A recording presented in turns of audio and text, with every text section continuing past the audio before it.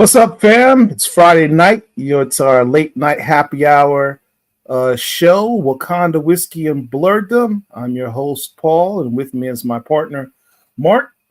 What's What's going up, on? man? What's going on, dude? How's everything? It's been a It minute. has been a minute and a half. Yeah. I don't think we've done a show since either late September or early October. It's been over a month, probably 2 months at this point. Almost 2 months at this point. Yeah. Yeah. What have you been up to? Even though I did see you in person a month and some change ago for the first time in over a year. In But yeah. Miami. Yep. Yep. Yeah. And here's what's crazy. That was approximately 46 days, 43 days ago is when we were both in Miami. Since that time, I've been gone for 26 days. So I've only been here basically 2 weeks over that time period because I've been traveling a lot over the past month and a half. So yeah, Okay. it's been a minute. Well, what's up to everybody? Thank you for joining us. If you before we get started, I'm always terrible at doing this. Please like the video that we're watching, that you're watching. Share it over your social medias. If you're not subscribed to our channel, please subscribe to our channel. We're like 66 people away from reaching a goal of 4,000, which we'd like to do before the Oh end wow. of the year. That's good. So please help us out, subscribe to the channels, and help us reach our goal by the end of the year. And with that being said, this is Wakanda Whiskey and Blurredom. Have not been drinking because much since we have not been doing this show, so my tolerance level is probably pretty low. That's no excuse not to have whiskey. I'm sorry. That's just no I excuse. did buy a new bottle. I bought this. It's called Sable Bourbon. Now, what's interesting about this? Let me pull it up.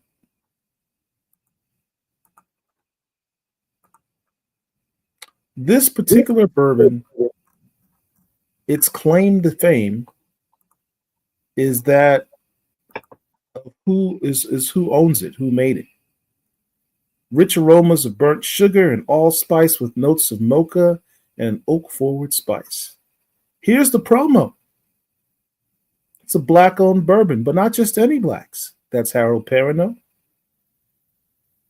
That's Malcolm Lee. It's Tay Diggs. And that's Morris Chestnut, a.k.a. the guys from the movie The Best Man. The only Malcolm person Lee missing was is the Terrence director. Howard. Yeah. Yes, he was. I believe he's Spike Lee's cousin. He And is the only Spike Lee's person who's cousin, missing is correct. Terrence Howard, who, by the way, should have been Oscar nominated for Best Supporting Actor for his role in that movie. I'll say that till my dying day. I agree. I agree. Well, this is their bourbon. So we're gonna go ahead and give this a try. Have you? I've opened the bottle already. So I've had it breathing for the last 10 minutes or so. Have you had or talked to anybody who's had Beyonce's whiskey? I didn't know Beyonce had a whiskey. Yeah, she's got one that's called Sir Davis. I want to say it retails for over $80, probably closer to 90. I've talked to one of the liquor stores I go to. I'm pretty cool with the owner, and I think he's had it, and he said it's not worth the price. He didn't say it was bad, but for $90, you expect a very good drinking experience, and he said it wasn't that. And quite frankly, what you're paying for is the name of Beyonce. So yeah, I don't care about the name. I care about the taste. So let's that's figure out if these celebrities can make a good bourbon. we've From the found. scent, you can smell all the things that it claims: the marzipan, the allspice, this carameliness. Is that's a word? I'll make that up.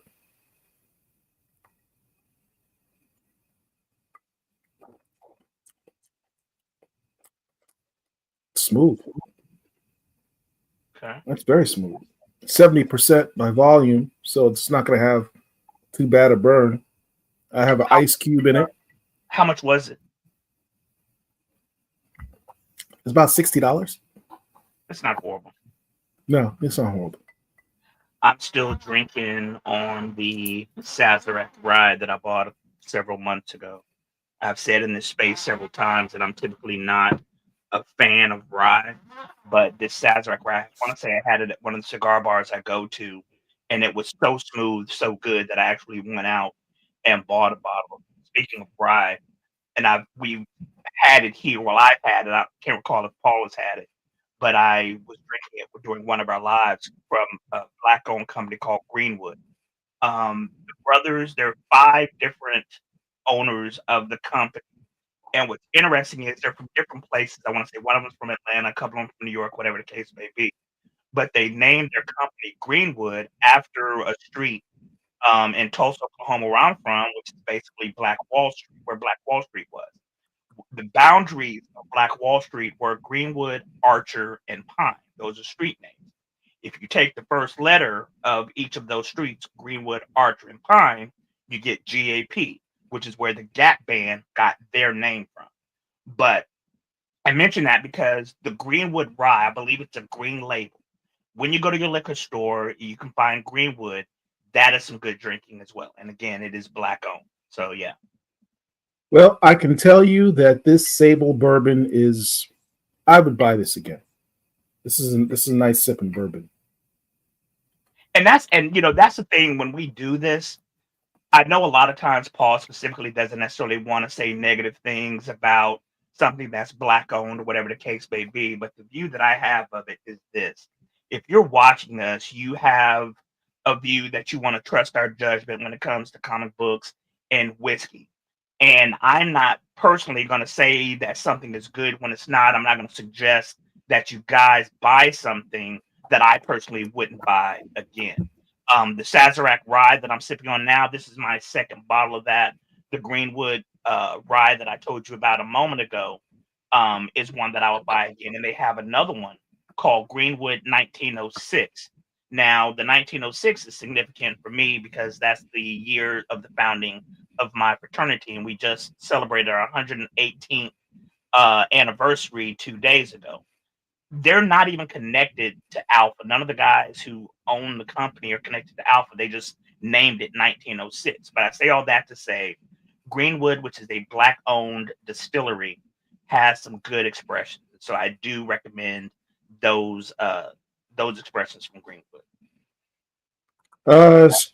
Jadek says you should be pro-black when it comes to purchasing things, but that just means you give them a shot. Doesn't mean you settle for poor quality or bad product. I agree. Exactly. I agree. As Mark says, I try not to be negative on black products. Anything that I don't like, I don't put on the show. That's basically it. I just don't talk about it. I mean, I try to focus on the things I like, and the stuff I don't like, I probably just don't talk about it. But yeah, if we're sitting up here doing this, we're talking about a comic book or whiskey. If I don't enjoy it, I don't care if it's a black writer, creator, or whatever. I'm gonna be honest and say, yo, this wasn't that good for whatever reason. So yeah. I'm one of those things which your mother says, if you have nothing nice to say, don't say anything. That's my philosophy. Yeah. All right. So let's say what's up to the people in the chat. We got AGL 297702. Greetings. Pericles Dragon Ball's in the house. Please. All times, not late or anything. And we're early too. Richard says, sup guys, quick heads up. Please place your pre-orders this weekend. Storm Life Dream. Yeah, that Storm Life Dream. They released the covers for it a day or so ago. They even I just saw not too long ago, some of the characters were designed by Aletha Martinez, whom we interviewed a couple weeks ago. And she had indicated she had a project for Marvel and she was drawing some stuff and she couldn't really reveal what it was. So it's been revealed. Aletha Martinez did character designs in the Storm Life Dream book for Marvel. And that's I think it's a Marvel Voices thing. It's a Marvel Voices, yeah. Right? Yep, it is. I saw it advertised today or yesterday. And I will be pre-ordering that as Richard suggests. So yeah, it's not an issue at all.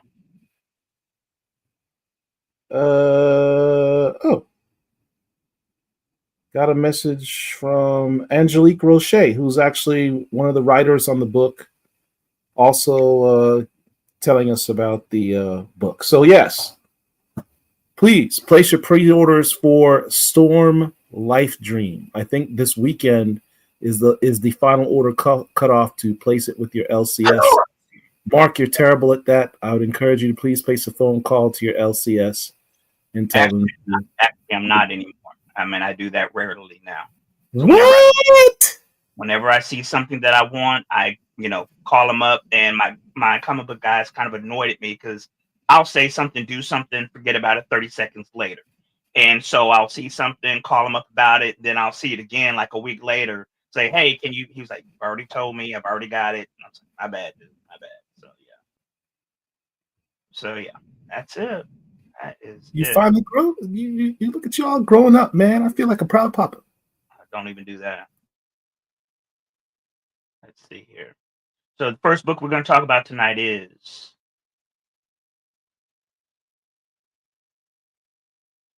You Went Mute. Can't hear you, Paul. Paul, can't hear you. Paul, cannot hear you at all. That's because I muted my mic because I was talking to someone. Okay. Sorry about that. It happens. Going back to our chat, shout out to Henry God Slick. Salute to the channel and the chat. Appreciate you. Bo Biggs in the house. What's up, brother? Big. King Sigma, long live T'Challa. Yes, sir. Wakanda forever. All right. So, what's our first book? I mean, it's Wakanda Whiskey and Blurredom. So, I assume we've got to start with our boy T'Challa.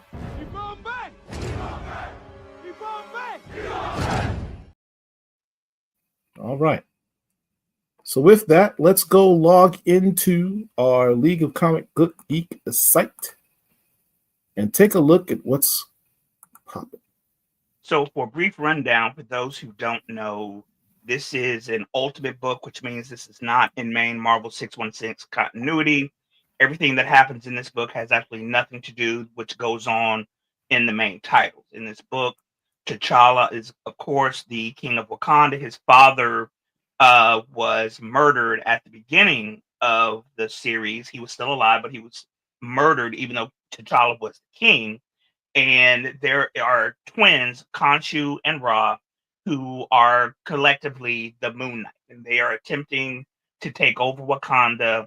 There is some stuff that's going on with vibranium. Is it sentient? Is it magic? What's going on? T'Challa went into the country to try to figure out what's going on with Khonshu and Ra. He comes across Storm and Killmonger, who in this universe are a couple. T'Challa is married to Okoye, even though they're sleeping in separate beds. Now T'Challa, Storm, and Killmonger are looking for someone who's knowledgeable and experienced in magic to help them with their battle against Khonshu and Ra. And we discover who this person really is at the end of the book. But before we get there, let's go back to the beginning of this issue. The beginning of issue 10? Yes. All right. Let me pull it up over here. Got it over here somewhere. But while he's doing that, at the end of issue 9, the trio went to some prison and they found this individual, a woman who was bound and chained. Not the way I typically like, but she was in a prison, and they extricated her from the prison in order to help them fight, as I say, Khonshu and Ra. And they're going to Wakanda on a slow boat to Africa, which doesn't really make much sense, but that's the way they decided to do it. They're on a big old cargo ship, and the issue starts off with them talking. Also, as an aside, this will be a spoiler-filled discussion. So if you want to drop that little nugget so people know. Man, if they know this show, they know that this is going to be a spoiler filled. I'm not going to drop the spoiler thing. Typically, we do new books, but however you want to do it. Here's the thing. So, T'Challa, first of all, let's start with the criticism. These Ultimate Black Panther books are way too short. Just wait. Like, I feel like I opened the first page, and by the time 5 minutes later, I'm done. That's what most books nowadays. Yeah, I mean, and the page count, it's the same as any other comic. There are a few advertisements, um, but I think it's honestly just the fact that this book is so damn good, you just want more. You know, you And say that, and I'm not there's disagreeing. a combination of that, but it's also another part. There are sometimes some writers write their stories in a way that's not episodic. It's more written as a trade paperback. Like it should be read as a trade paperback rather than in a singular floppy form. And I'm thinking that's how this is shaping up to be. Well, Um, let me just jump in here a second. You said that this book was good. This issue was good. oh Now yeah, I'm not, it's hold on. absolutely good. I'm not hold on. I'm not disagreeing with that. But over on the Twitters after this issue dropped, I saw a lot of comments of people who were disappointed in the series overall and this issue specifically. And I can't say that I necessarily agree with it. The writer of this book is Brian Edward Hill. He's got two books actually that are out there. We're going to discuss this being the first, of course. The other book that he has, I enjoyed that issue and that title probably better than this one. But this is not a bad title, a bad book. I don't know what people are or were expecting. But in this particular issue, we start off with T'Challa facing, I believe it's Khonshu, and it's clear that they're fighting. T'Challa has won. But what we discover a couple of panels later is that this is a dream that T'Challa had, more like a nightmare, because there's this apparition that appears to him talking about vibranium and whether or not T'Challa, feels that he is in charge of the vibranium. And then in the dream that we learn, he starts ripping off his habit, his costume, and his skin goes with it. Then we find him on the floor of his throne room, sweating profusely after this nightmare that he had just had. One of the things that I took issue with, though, is Paul, you've been married now for approximately 15 years. You've been married for 15 years this past April. You and your lovely wife have been together about 17 years, I want to say. When you are married, It's weird that A, you remember that, and B, that you would put my business out there for on the interwebs for people to hear. But continue. Paul, you mentioned your wife before, you mentioned your family before. Shut up. At the end of the day, though, you So sit there and talk about when I was married and for how long and how long I've right, been with my wife. you want me to tell you where you got married? I mean, I'm just saying that you're married. Everybody knows that. So again, going back to Make your point. You're being silly. going back to the book, one of the things that I disagreed with is how okay, T'Challa is obviously the king. Okoye is the general of the Dora.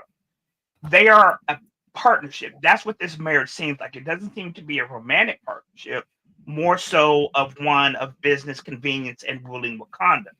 The thing that I didn't like about this issue, there's just one thing, is that Okoye is trying to act, well, not trying, but Okoye asks him about his dream and what's going on.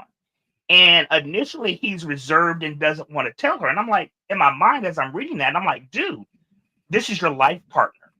Why would you not tell her what you're going through, what the dream is about? I mean, she may not be able to help, but it makes no sense for you to carry that burden alone, especially when you have a partner like that. I don't get that. That part didn't make sense to me. Well, another thing about this particular issue, when you mentioned people on Twitter saying they didn't particularly like it, the only criticism I could think in that regard would be, and I don't know what their reasons are, but there wasn't much T'Challa in the story. I mean, his entire presence in this particular issue was the dream sequence and his discussion with Okoye about the fact that in essence vibranium is talking to him, and there's this entity that's there that is assumably the voice of vibranium talking to him, saying, you don't really understand what vibranium is. It controls your life. Or maybe it's not vibranium. Maybe it's the voice of that other metal substance that he was stabbed with specifically. And says, Wakanda and you, T'Challa, are so interwoven with vibranium, you are weakened as a result because you depend upon it and you don't even understand it. And T'Challa insists, I'm not dependent on it. We're not dependent on it. And that's not true. He knows it's not true. He says that to Okoye. And that's pretty much his entire revelation, his entire presence in the issue. And the rest of the story really focused on the exploration of the new Sorcerer Supreme, and her name is Inan. Storm and Killmonger are taking a ship where they've helped her escape, and there's exposition to get a little bit more depth and fleshing out of the character, her machinations, what have you. And that's pretty much the whole issue. Yeah. And I said earlier a moment ago that it was the three of them who freed her, and Paul is right. It wasn't. It was Killmonger and Storm who freed her, and they're the two the duo that are on the ship, not T'Challa. So I was wrong in that. But this young lady named Anan is, of course, the Sorcerer Supreme of the Ultimate Black Panther universe. For those who don't know, the Sorcerer Supreme is the individual who's responsible for fighting everything that goes bump in the night in this universe on planet Earth. Mainly in Marvel 616, it is Dr. Stephen Strange. People probably know that based on the books and the movies, but as of right now, it is Dr. Victor Von Doom. He is the Sorcerer Supreme, and that came through because of the whole blood hunt thing. But we're not going to go into that. But yeah.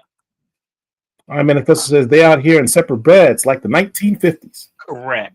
I don't know if I'm reading Ultimate Black Panther or watching the Dick Van Dyke Show. You know what I'm saying? Because he and his wife slept in separate beds, just like the Brady Bunch. So yeah. Yes, Jadek says, I think the complaints about this book boil down to a glacial pacing and lack of feats for T'Challa. Lots of Black Panther fans seem tired of slow burns, and that's a valid. Here's what's interesting about that. Standpoint. What came immediately to mind was the Chris Claremont run of X-Men back in the 1980s. Not every book had a bunch of fights. Right. There was a lot of character development, and you had more pages to do that with.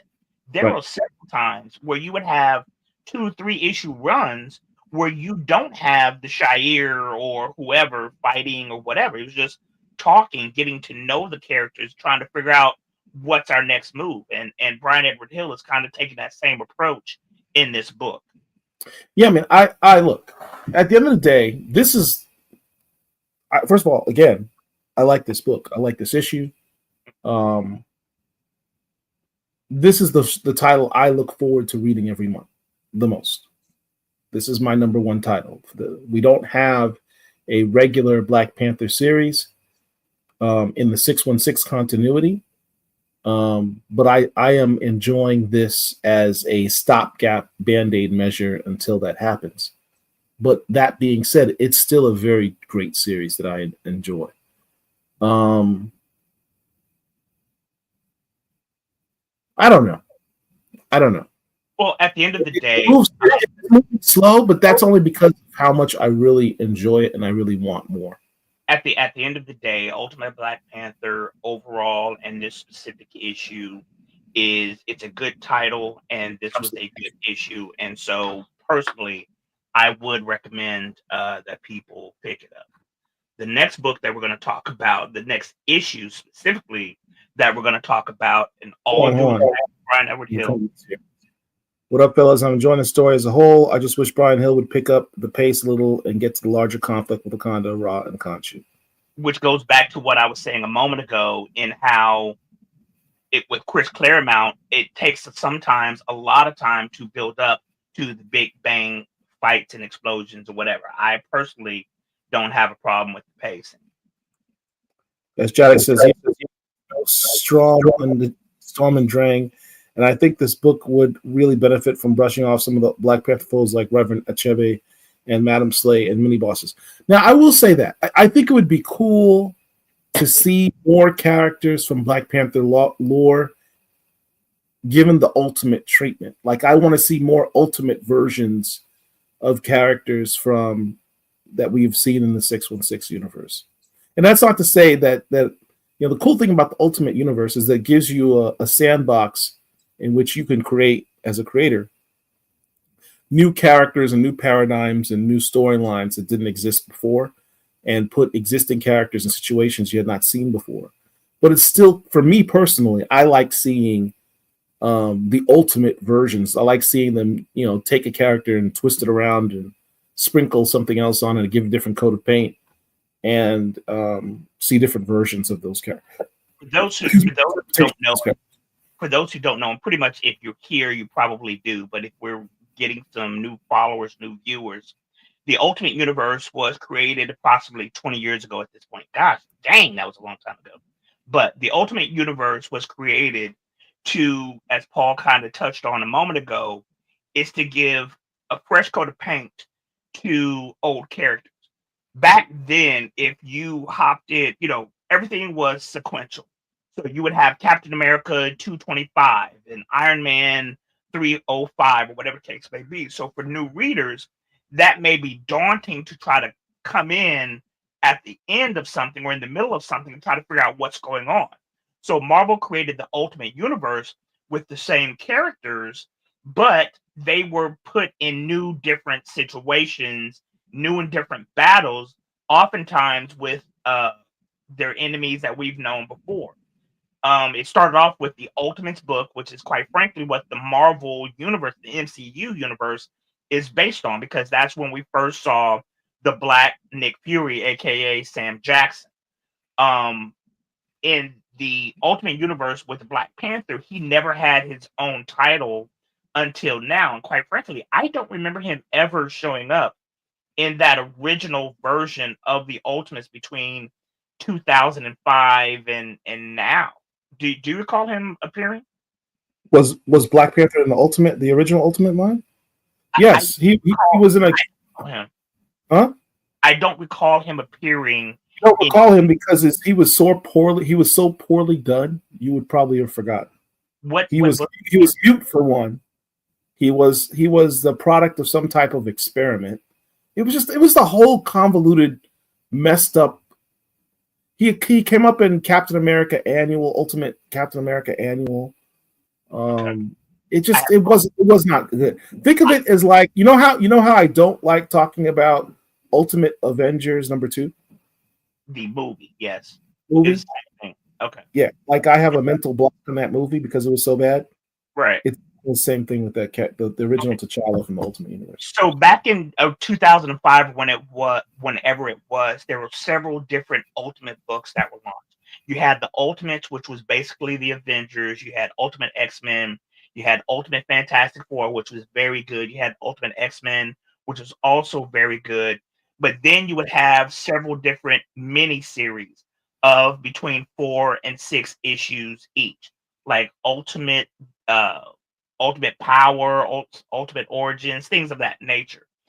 Black Panther never had his own title until now. So they have recently relaunched the Ultimate Universe. And quite frankly, it's being done very, very well. And I will also suggest that you pick up the Ultimate, which is basically, again, the Avengers going up against the so-called bad guys. The last issue, which was the Ultimate 6, I think, was spectacular. Highly recommend the Ultimate book. Obviously, Ultimate Black Panther. I can't remember what other Ultimate comics are out now, but those two specifically I do recommend. Oh, there's an Ultimate X-Men. I read the first one, maybe 2 issues. It's written and drawn by this Japanese lady. Wasn't a fan. Peach Momoko. Yeah, wasn't a fan of it. Do not collect it. What other Ultimates are out now? Besides, there's Ultimate Avengers, Ultimate Spider-Man, Ultimate of X-Men, as you said, and Ultimate Black Panther. That's Ultimate it. So Spider-Man is very, very, very good. Ultimate Spider-Man is very good. Yeah. If I'm going to list them as far, for me personally, as far as order of enjoyment, it would probably be the Ultimate Spider-Man, and then Ultimate Black Panther, in that order. I'm enjoying Ultimate Black Panther, but I feel that the other two are slightly better than that. And that's no dig at Brian Edward Hill, but just from an enjoyment standpoint, I enjoy those other two a little bit more. Let's see. Hill can still close strong if he delivers on the final fight between. I think he said that already. Thor Anacostia says, "Hi, gentlemen. Can I find this book at my local comic book store or Amazon?"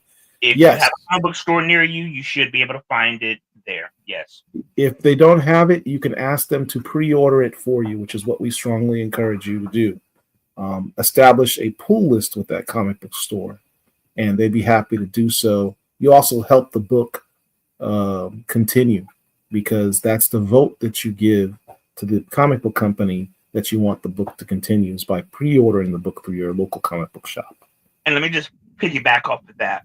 It's one thing to go into a comic book store is going to order a certain number of comic books, whatever title it is. Let's say they order 10. If you go into the comic book store on a Wednesday when new comic books drop and you pick up the 10, one of the ones that has dropped, that's good and all for the store's bottom line, but it doesn't necessarily tell the comic book company that there is a huge interest in this book unless it's pre-ordered, because the comic book store will say, hey, I've got 50 pre-orders of this book. Let me go ahead and order 60, because I have the 50 for the pre-orders and then 10 for people who walk in off the street. The death knell for a comic book store is having back issues. They don't want to have any stock whatsoever. Their whole goal, their whole business is to sell books. They don't want to have back bins, right? They want to get rid of everything that they bring in.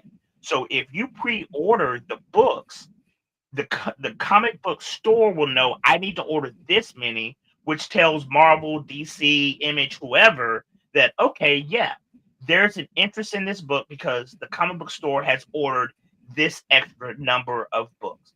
If the comic book store doesn't know that people are interested in it, they're just going to order 10, 15 or whatever, and people may or may not come in off the street and get it.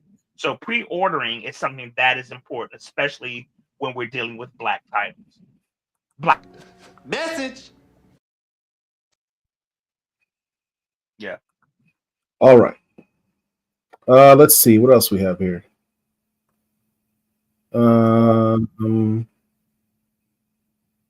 Raven says Ultimate Black Panther is the only ultimate book with black characters.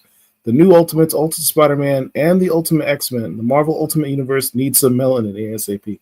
That's kind of not a good look, Marvel. Like, you put all your eggs in one basket. Yeah. It's not a good look. It's a bit pandery, but that's so back in the original time, the only black characters I remember is there's probably Storm in Ultimate X-Men back in the day, even though Ultimate X Fury, Ultimate Falcon, which was the best version of Falcon I've ever seen in my life. Right. And that's just what I was about to touch on. Ultimate Falcon showed up probably in the Ultimate X-Men book. And the Falcon that we see portrayed by Anthony Mackie comes directly from that universe. And that is the best version of Falcon ever out there. If you watch the MCU and you think Marvel's doing an interpretation of the Falcon that you see in the 616 comic books, that's false. The MCU Falcon is 100% based on what you see. Well, 85% based on what you see in the Ultimate Comics version of Falcon. 92.3%. The real Falcon in Marvel 616 was some low-level hood thug, however you want to say it. In the Ultimate Marvel universe, he was a soldier, and that's what Sam Wilson was in Captain America's Winter Soldier when he was first introduced with Anthony Mackie. He was, a Gulf War veteran. That's what he is. He is a literal soldier. The reason I said 85% and not 92% is because in the Ultimate Comics version, he was also a military. He was a tech guy. He was a scientist, a military scientist. Yeah, that's true. That's true. So That's he's true. the one who actually came up with his Falcon gear on his own. Right. That's true. That's true. One of the images. Ultimate X-Men takes place in Japan. Hold on. One thing that I really wanted to say about that is there's a 4-issue book called Ultimate War, where basically you had the Avengers versus the X-Men. It's a very good 4-issue limited series. And one of the things that I'll never forget is when Falcon, the Ultimate Falcon, went up against Ultimate Colossus. As we all know, Colossus is a powerhouse. He's probably in the 100-ton range, which used to mean something back in the day. But Falcon basically outthought Peter. Basically, he outthought him because we know that bullets will bounce off of him. But the Ultimate Falcon realized, like, you know what? Even your body is metal. In order for you to see, your eyes are probably your weak point. So he had a gun pressed up against this dude's cranium in his eye socket, saying, basically, if you do anything that I don't want you to do, I'm gonna put a bullet in your eye. And that has always stuck with me. I haven't read that book literally in 20 years, but that image really stuck with me. As Paul said a moment ago, that version of Sam Wilson is the best version of Sam Wilson in print. It's not even close. It's not even close at all. And to Mark's point, these are comics that honestly you could probably find in your dollar bins at your local comic store, and it's some of the best reading you can have. Mm-hmm. If you know about, hold on, since we're talking about Ultimates, real quick, if you are familiar with the Marvel Zombies, which is Marvel's version of The Walking Dead, so to speak. Started by Robert Kirkman. Right. They made their first appearance in Ultimate Fantastic Four, like 21 through 24, something along those lines.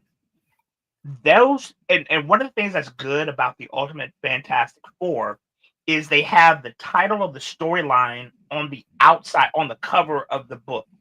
So you can pick up issue 16 through 18 without really having to know what happened in 15.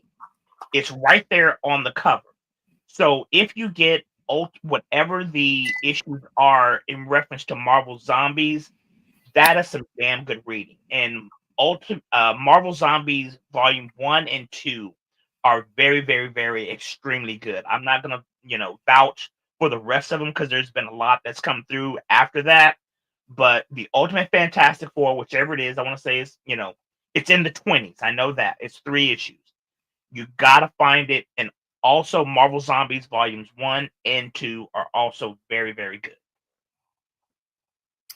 All right. To be fair, Ultimate X-Men takes place in Japan. Luke Cage is coming from the Ultimates. The books are Ultimates, Ultimate Spider-Man, Ultimate X-Men, Ultimate Black Panther, and soon Ultimate Wolverine. Wait, did Ultimate X-Men, Ultimate Wolverine drop recently? If it hasn't come out yet, it's coming out very soon. I thought I saw it yesterday, but I could be mistaken. So, yeah. Ravenel says there's nary a Negro. Oh, Lord.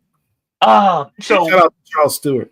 Looking at this cover makes me think that they really want to have that Batman energy with the mouth exposed. He might as well give that treatment to Spawn to build his black reputation back up. Here's what's crazy about that, Charles, is we've mentioned that previously, is how this costume design doesn't make any sense. All due respect to Brian Edward Hill and the artist behind this book. No, he's the writer. Wait, say it again? Brian Edward Hill's the writer. Right. I said Brian Edward Hill and whoever the artist is. Oh. I don't agree with this version of it. Because if you are a sniper, you just shoot him in his damn mouth. This is a stupid design. Speaking of the art, what did you think of the art book? Because Stefano Caselli did not do this issue. It's an artist by the name of Chris Nieto. I enjoyed it. I thought it was a good because Stefano Caselli is not an easy artist to follow. That guy's a beast. Yeah. But Chris Nieto did a pretty good job on the art. Like it wasn't like a dramatic, oh man, this art is so bad in comparison to Stefano Caselli's. He actually did a pretty good job. Yeah, I mean T'Challa is still jacked. I mean it's right on par with that. So yeah, Yeah. What's up? brother Philip man. says, thank you for the advice. I'm able to pre-order anything. You can even pre-order a Stranger comic series. You just have to be reliable about picking up your pulls. That's right. Yeah. Any news on Blue Marvel? Nope. Nope. Oh, Dr. Eve, hold on, real quick. Let me back up. Go back to the Blue Marvel comic. The comment. I saw over on the Twitters that Coleman Domingo has been in contact with Marvel Studios about appearing in something. The only reason why I mention that is because I fan cast Coleman Domingo as Blue Marvel, and I think he would be an excellent Blue Marvel because he is a very good actor. I have a theory that they'll end up either creating a new character for him or they will race swap another character and give him that. Like the whole Wonder Man treatment. The whole Wonder Man No foolishness. interest in Wonder Man whatsoever. Yahya Abdul-Mateen, all due respect to that brother, he's my frat brother. A, I don't think he's a particularly good actor. B, I don't want a white character race swap. I don't want any characters race swap, especially main characters. They could have hired, you can't throw a stick in Hollywood without hitting a white guy. Put somebody who's race appropriate in that role. Give Yaya shouldn't even have any more comic book roles at this point because he's already been Blue Marvel. I didn't mean that. Dr. Manhattan, and he was Black Manta. There are a plethora of other actors without having to recycle the same 5 or 6 in every Black comic book role. But Coleman Domingo, I feel, would be an extremely good Blue Marvel. Typically, I want to skew younger, but he's our age. He's about 54, 55. That's a little bit older than I would typically like for a superhero role, but I could see him in that position. He's got that Just for Men Black #5, so he'll be all right. Dr. Eve Ewing said pre-orders are the only things that count in the business. You can pick up books when you walk in, but those were already ordered. And LCS needs to anticipate money with pre-orders. That's right. If you don't know, LCS means local comic book store or shop. Shout out to Stranger Comics, Sebastian Jones in the house. We're going to be doing a show with Sebastian tomorrow, 6 p.m. Eastern Standard Time, 3 p.m. Pacific Standard Time. There's going to be giveaways once we reach 50 likes. And you'll have the opportunity to get the Black Comic Lords exclusive covers for Niobe. Really looking forward to it. So check us out tomorrow and get some cool comics, man. Stranger Comics makes some dope comics. Sebastian's a freaking poet genius with the pen, and Kanan White's doing the artwork. Your boy, Marc. Love Kanan White. Love Kanan White. Kanan White's doing the art on this book. You might want to check it out. It's a really dope book. What company? Stranger Comics. Okay. It's fantasy. It's sword and sandal stuff with Black people. I love that type of stuff. So I'm Conan is out now. Braithwaite, I can't remember his name, but he's a brother, a Brit, a Black Brit. Doug Braithwaite. He does the art on the current Conan run, and I absolutely love that type of stuff. Kanan White, I was first introduced to about 10 years ago through his work on a book called Uber, which is an alt-war storyline where you have superheroes or super beings for the Nazis and the Allies going up against each other. Highly recommend Uber if you could find it. But yeah, Kanan White is that dude. I will send you a link, Marc, because I don't know why I hadn't done so already, because I know how much you like swords and sandal type stories. And this one has the added benefit of having, Black fantasy. That's right up my alley. That's right up your alley. So yeah, I'll send you the link to Stranger Comics and check out the show tomorrow. You can get some free comics. Football will be on, but I'll be with you in spirit. Fair enough. All right. I'm in a position. I thought Ultimate Wolverine. Yeah, it is. Yeah. Sebastian says, thank you. Thor, thank you guys for explaining this about Falcon. Many folks out here thinks that the version of Falcon is a Marvel Studios Origins. No, it's not. Yeah, no. What the sniper doesn't know is that there's a faceplate that detects hypersonic bullets coming in its path and closes immediately. Editor's note. talking about, I'm guessing, Black Panther's costume. Yeah, bless your heart, Charles. No. Yeah. Hence the 2 smiley faces. The mask fails practically and aesthetically. I agree. Yes, it does. Colin Domingo would be a great bishop. No. He's an old played bishop. He's too old to be bishop. Coleman or Cress Williams I think should be played Blue Marvel. Cress Williams wouldn't be a bad. I don't really. Okay, so for those who don't know, Cress Williams. Hold on. For those who don't know, Cress Williams played one of Khadijah's love interests in almost said Single Ladies in Living Single back in the day. He was also most recently Black Lightning in the Arrowverse. For that reason alone, I personally would discount Cress Williams. Secondly, all due respect to the brother, he's not that great of an actor. I think that Coleman Domingo is a better actor than Cress. So personally, if I were the producer or casting agent, I would go with Coleman over Cress. Yeah. Leslie Odom Jr. is Blue Marvel? No, too young, too small. Too short, right. Yeah. Yeah. Vagrant says hi to Stranger. Get the preview prototype if people want to see it. Can you put a link in the chat and somebody share it? Because I don't know what any of this stuff looks like. Yeah, you want to see it for 5 minutes? That's what we're talking about. Sure. Yeah. Yes, I do. Let me see. How do I get this over to? See if I can send him a link. Give me a second. Sebastian, hold tight. If you're still there.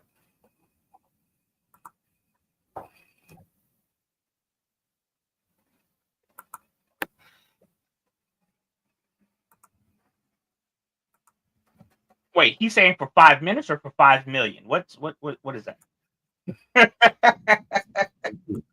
I'm hoping it's for 5 minutes, not 5 million, because I'm gonna come up short on that one, bro. Sebastian, check your Facebook Messenger. What's going on with these? When Sebastian shows up, hold on to your wallet. The guy is merciless with details on his dope comics. That's why you'll like him. You'll like Sebastian. How do you feel about Epiphany or Advent? Love them both. Buy them all. Epiphany you can't get until it comes out. Unfortunately, the Kickstarter's ended. Advent Comics is up and running. Just had their 50th anniversary. Shout out to Tony Cottrell. Buy those comics. Let's see. Esjatics. Oh, there he is. Hold on. So without further ado. Hey guys, how are you? Thanks for having me for 5 minutes. Sebastian, I owe you a tremendous apology. Oh, no, you're good. What's up? We have been supporting you forever, and it had not occurred to me because Mark, my dude Mark here is a weird dude. He doesn't actually follow anything Black Comic Lords does. So he has no idea who you are. I got other and things. he is the type of guy that your stuff would be your prime perfect customer. He loves sword and sandal stories. Yep. You saw his face light up when I mentioned it, and it hadn't occurred to me, I don't know why, that I had not introduced you guys to him. So I apologize. Nice to meet you. How are you? Thanks. Doing good. What's going on? Where are you based out of? Originally I'm from England, but I live in the strange realm of Los Angeles. Really? Okay. All right. So it's pretty early out there where you are. Yeah. It's 7 o'clock, before I hit the streets and get up to mischief, like gonna sleep in about an hour. Get ready for the live event tomorrow. I'd say don't get too twisted. Yeah. I was out in LA for the very first time last year. I had how do you like it? It was not bad. I went to Roscoe's Chicken and Waffles. Okay. Who were in the news recently for there was some bad press on them. I can't remember what it was, but Brandon Easton, I think, mentioned it. Somebody mentioned it recently. But I'm super excited for you guys to see this exclusive. And if you want to see the kind of stuff that we do, what it kind of looks like, it looks a little. That's Jay Lee's cover, isn't it? Is that a native character? No. So this no, it's all set in a fantasy world. I've spent about 35 years. I've seen this in my comic book store, Niobe. How long has that been around? Stranger Comics were actually in our 15-year anniversary of being published. And Niobe, the Shear's Life one, the most famous one that we have, this one, which is not in front of me. It actually came out in 2015.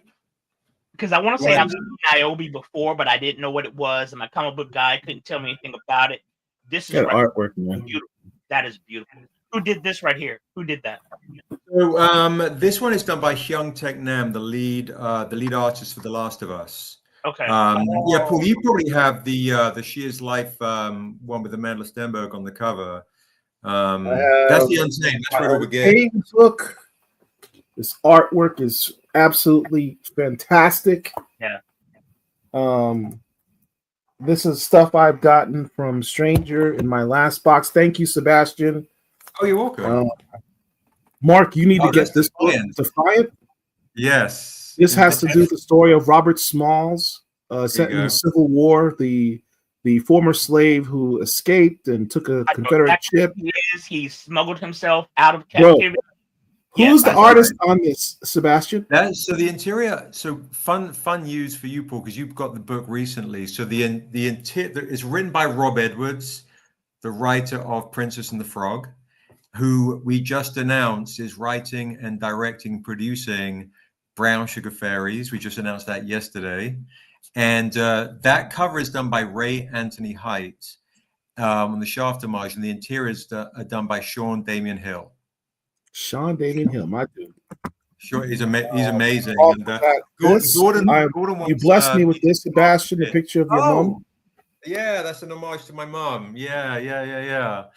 That is of Niobe's mother in the interiors, called Mother's Hands. Yeah, Mother's Hands, and that's done by Igor Olowiak. And this is the other version right here. That's beautiful. Now, be sent out to like major comic book stores, or is it only? Yeah, well, I say, I mean, you guys were, I was listening, talking about pre-orders and comic shops and things, and some comic book shops that know Stranger Comics are very, very obsessed with Stranger Comics. And then other comic shops that don't know, they'll take a risk, right? It's independent, take a risk, and it's all about pre-orders. So we say, we try and drive folks to go and pre-order the stuff so they know about it. And there's Paul showing off our Wu-Tang homage, our Tahani Farr covers. The brand new one I wrote with Tusa Mbedu, the lead actress from The Woman King, with Viola Davis. Mm-hmm. Viola Davis actually did the forward in this hardcover. Oh, nice. This became my first cover. Oh, have you know what you should do, Paul? Open it up and show Mark how it looks. It's crazy. This thing is sick. I'm like afraid to get. I wish I had some black gloves. I'm afraid to get fingerprints on it. Make me small and make yourself big, Paul. You got to show this cover. It's one of the most beautiful covers we've done. That's nice. Yo, Paul. Let me switch it around.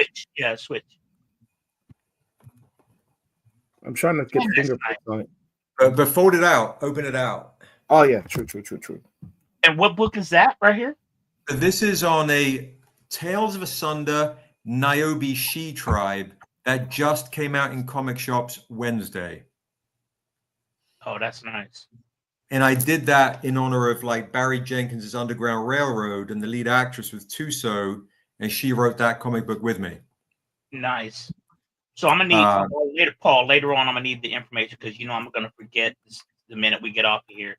But I'm gonna need that information. Well, I'm gonna, if you would permit me, Paul, I'm gonna give Mark the quick pitch. Gordon was saying you got to give Mark the pitch. So here's the pitch, Mark, to get you into this fantasy world of Asunder. Here we go. All right. Would you damn your family to save the world? The Untamed is the story of a man who's stuck in purgatory, and after 10 years, the devil comes along and he says, "I'll give you 7 days to reap the 7 souls that murdered you and your family. He says, well, sign me up. He takes a drifter's return to a one-horse town in a huge world. And as his memory comes back in broken shards, he realizes when he was alive, he was a bad man and maybe he deserved to die. But now he's on a path to save his family. On his path of vengeance to save their soul, he meets a little elven girl called Niobe. And she reminds him of how old his murdered daughter would have been, giving this man a second chance to be a good man, a father. But he only has 7 days. The kicker is, what if she's one of the 7 souls he has to collect? And the devil set the whole thing up just to find her. Because if Niobe can stay alive in the Untamed, a sinner's prayer, 7 days, 7 souls, 7 issues. If Niobe can stay alive, maybe she'll grow up to become our world's savior or destroyer. That's fucking dope, dude. That's yo.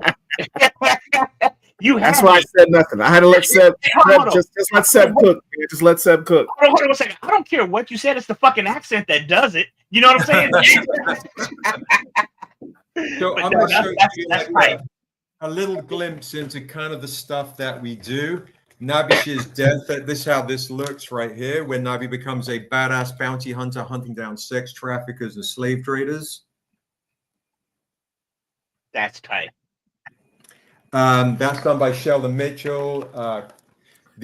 Mark's favorite artist is Kanan White. Why don't you show him some of that stuff? So Kanan White. Okay, so Kanan White. Let me grab actually the comic, which is the Black Comic Lords exclusive interior.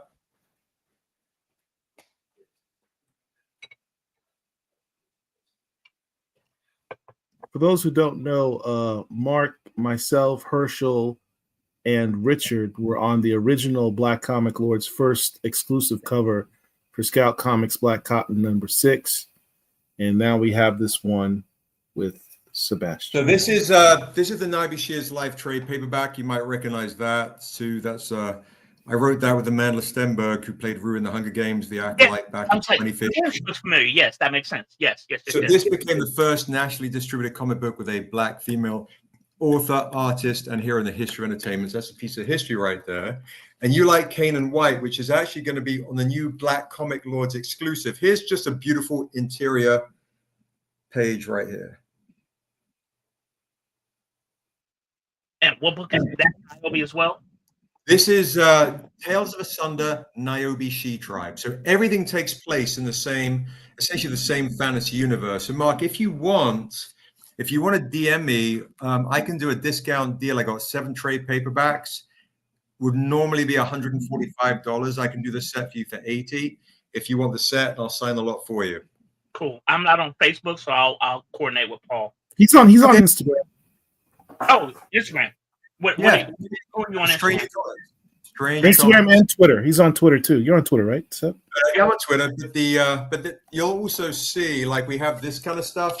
If you're a hardcover collector, I'm not, but that's kind of dope. But yeah, if you want the whole trade paperback bundle, normally $145, I'll do it for $80. Now, Stranger Comics, send me a DM and I'll sign everything for free. I just followed you. Thank you. Now, for the first time, you guys are going to see this prototype. Here we go. So, here we go.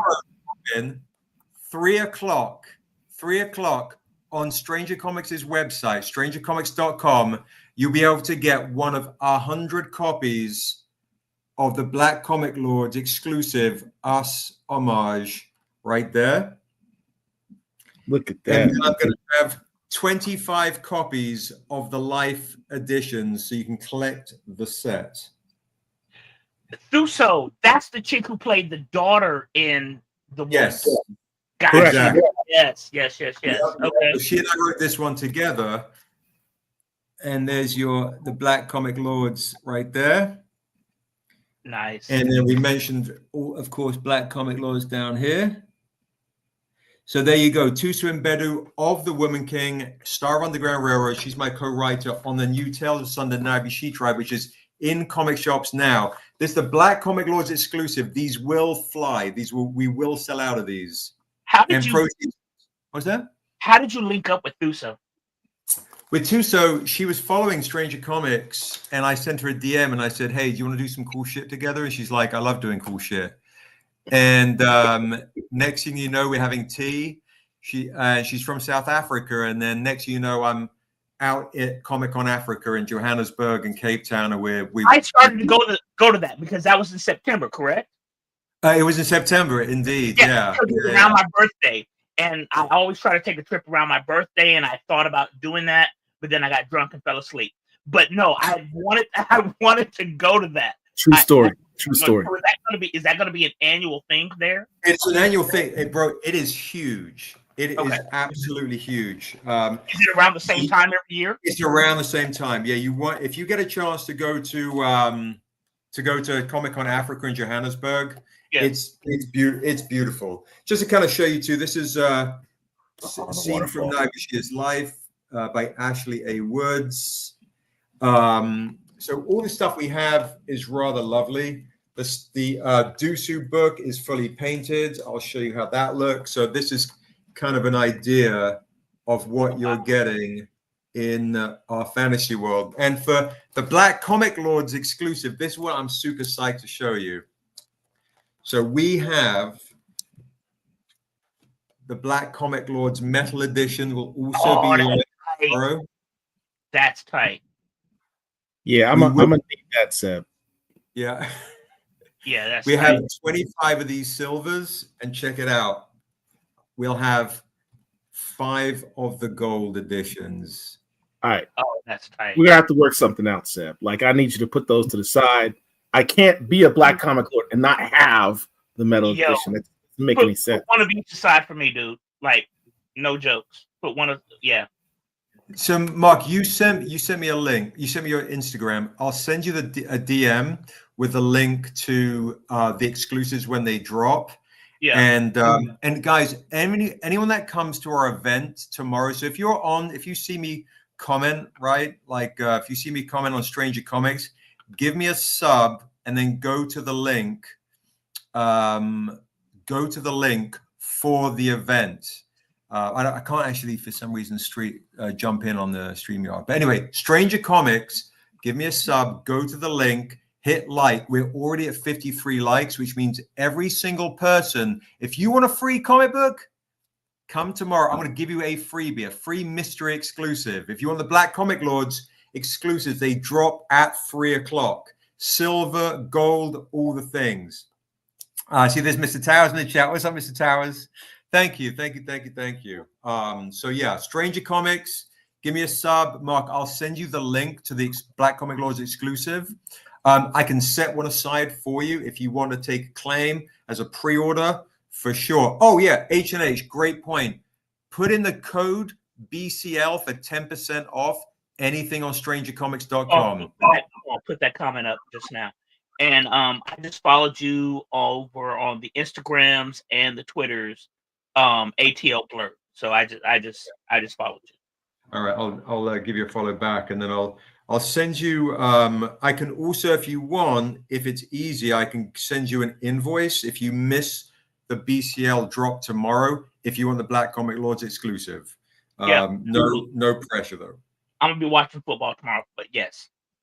Okay, you got it. No problem. Yo, man. Definitely, that's some good shit right there. That's some very, very good stuff. Thank you. As I said, Seb, I should have introduced him to you a long time ago, and I don't know why I hadn't happened. He's a fantasy head because he might like our Dungeons and Dragons homages.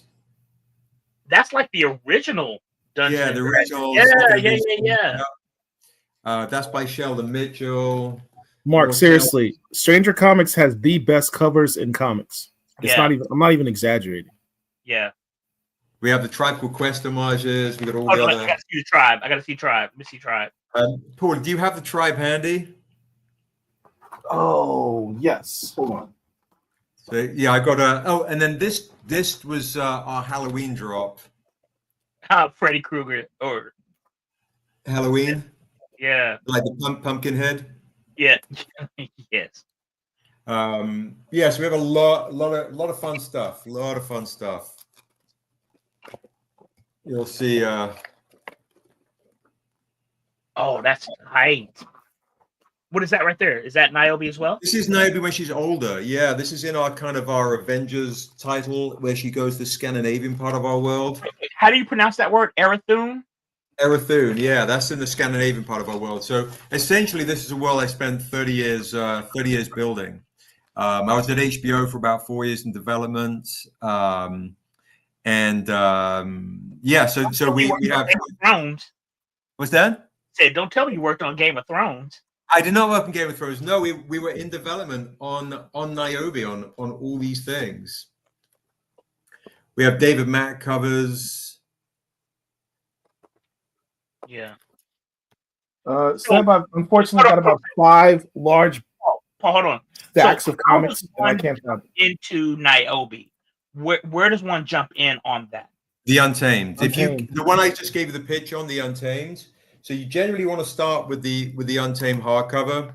The artist that does the last list did a lot of the kind of the concept art for it, but the interior art's done by Peter Bergting, who works on things like Harry Potter and Lord of the Rings. Gotcha. Very much like a spaghetti western or a Kurosawa type Right. mood vibe. Like Lone Drifter comes to a one-horse town to get vengeance. Lone ends Wolf up- and Cub minus the Cub. Exactly. Very Lone Wolf and Cub. Very Lone Wolf and Cub. Gotcha. So let me ask you this: what I personally, as a comic book collector, I'm into individual issues.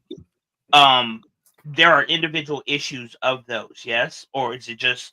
I do have the original issue. H&H just said, yeah, 2009 was the first printing of the Untamed issue 1. So I do have other types of exclusives. I have 2nd, 3rd, 4th, 5th printings of various stuff.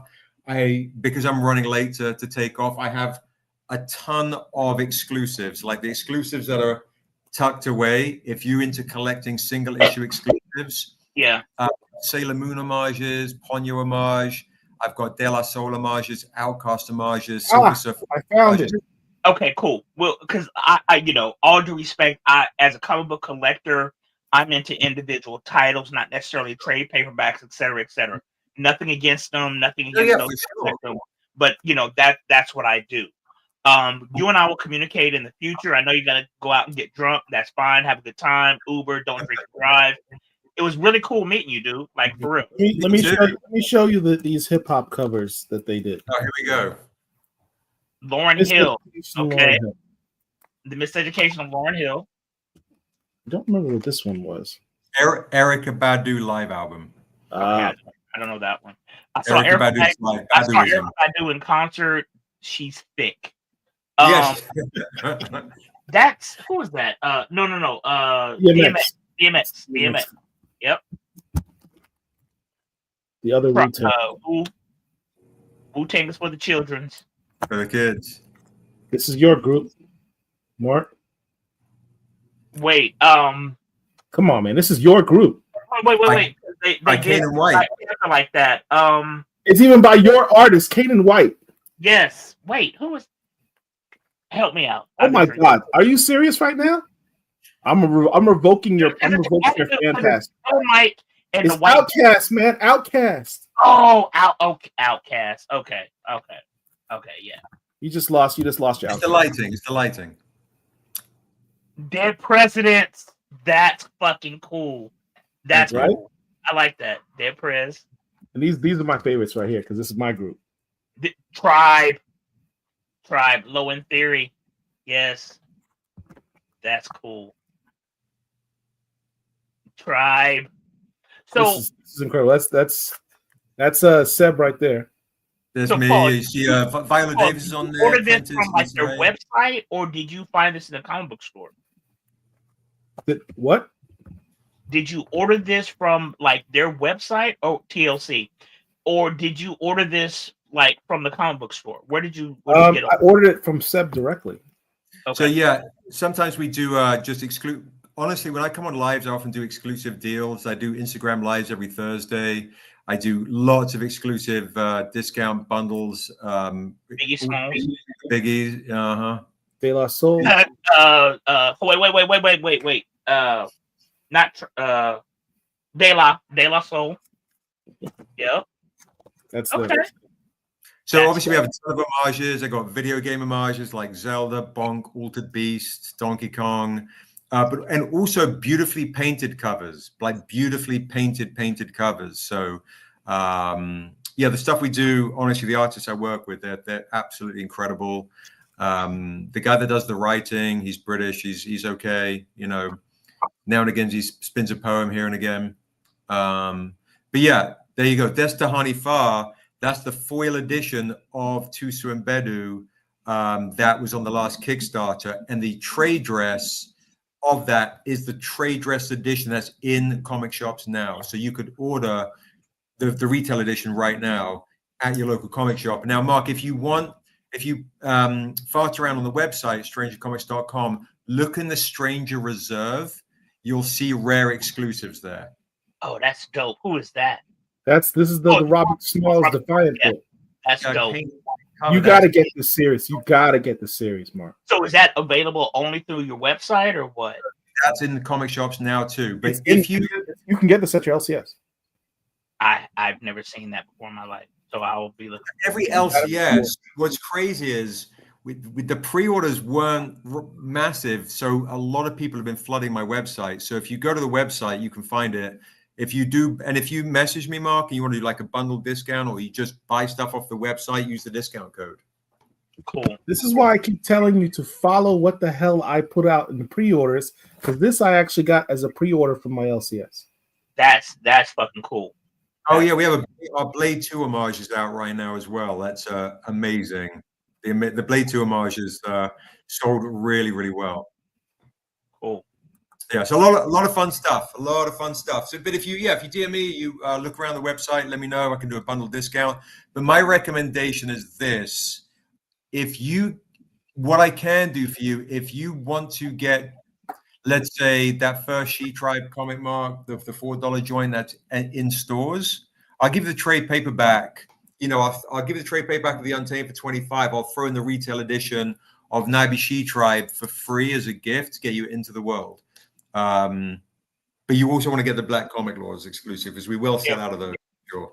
So whatever Black Comic Lords, whatever you got sitting around, put one aside of each for me. So let me just say that.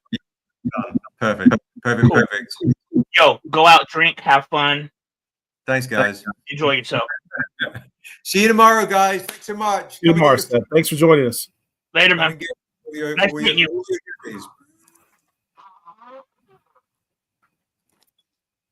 Check us out, everyone. Tomorrow, 6 p.m. Eastern Standard Time, 3 p.m. Pacific Standard Time.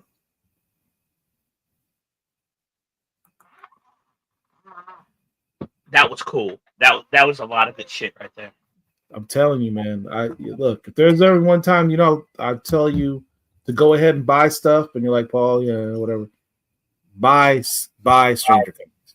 Well, like I said, I mean, now that I know it exists, and that's on me, and that's on me. I should have introduced you to them a long time ago, because I know that's your thing. Yep. The only problem is that I always end up losing a lot of money every time Sebastian comes on, because he always makes me want to buy more stuff. Yeah, I mean, a lot of that stuff was really, really fucking cool. As a collector, it was cool. It is. So, do you want to do a commercial real quick before we start going into? Yeah, before we get back into it, let's take a little commercial break. Yep. Let me find a commercial. Talking about something that's near and dear to my heart.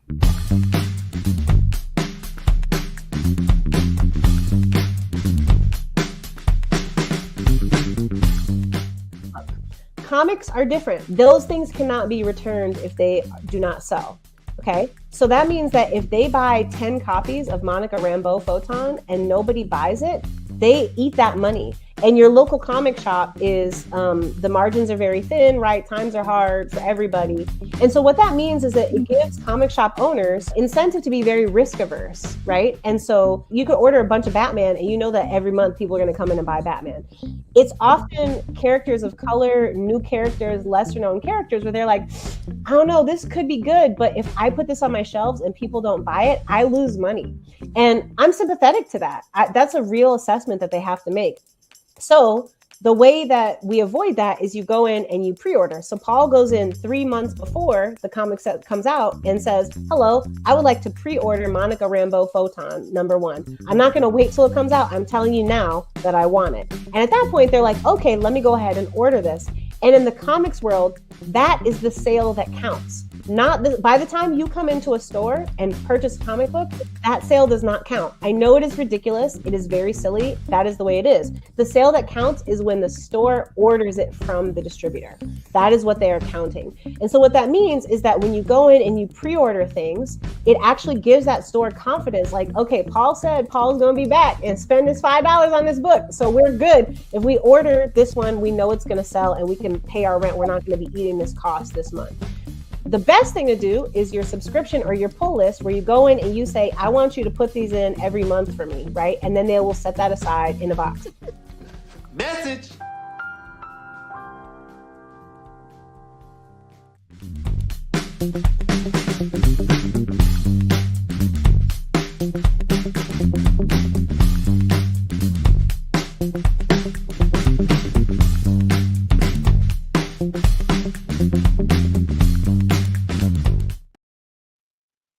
And we are back.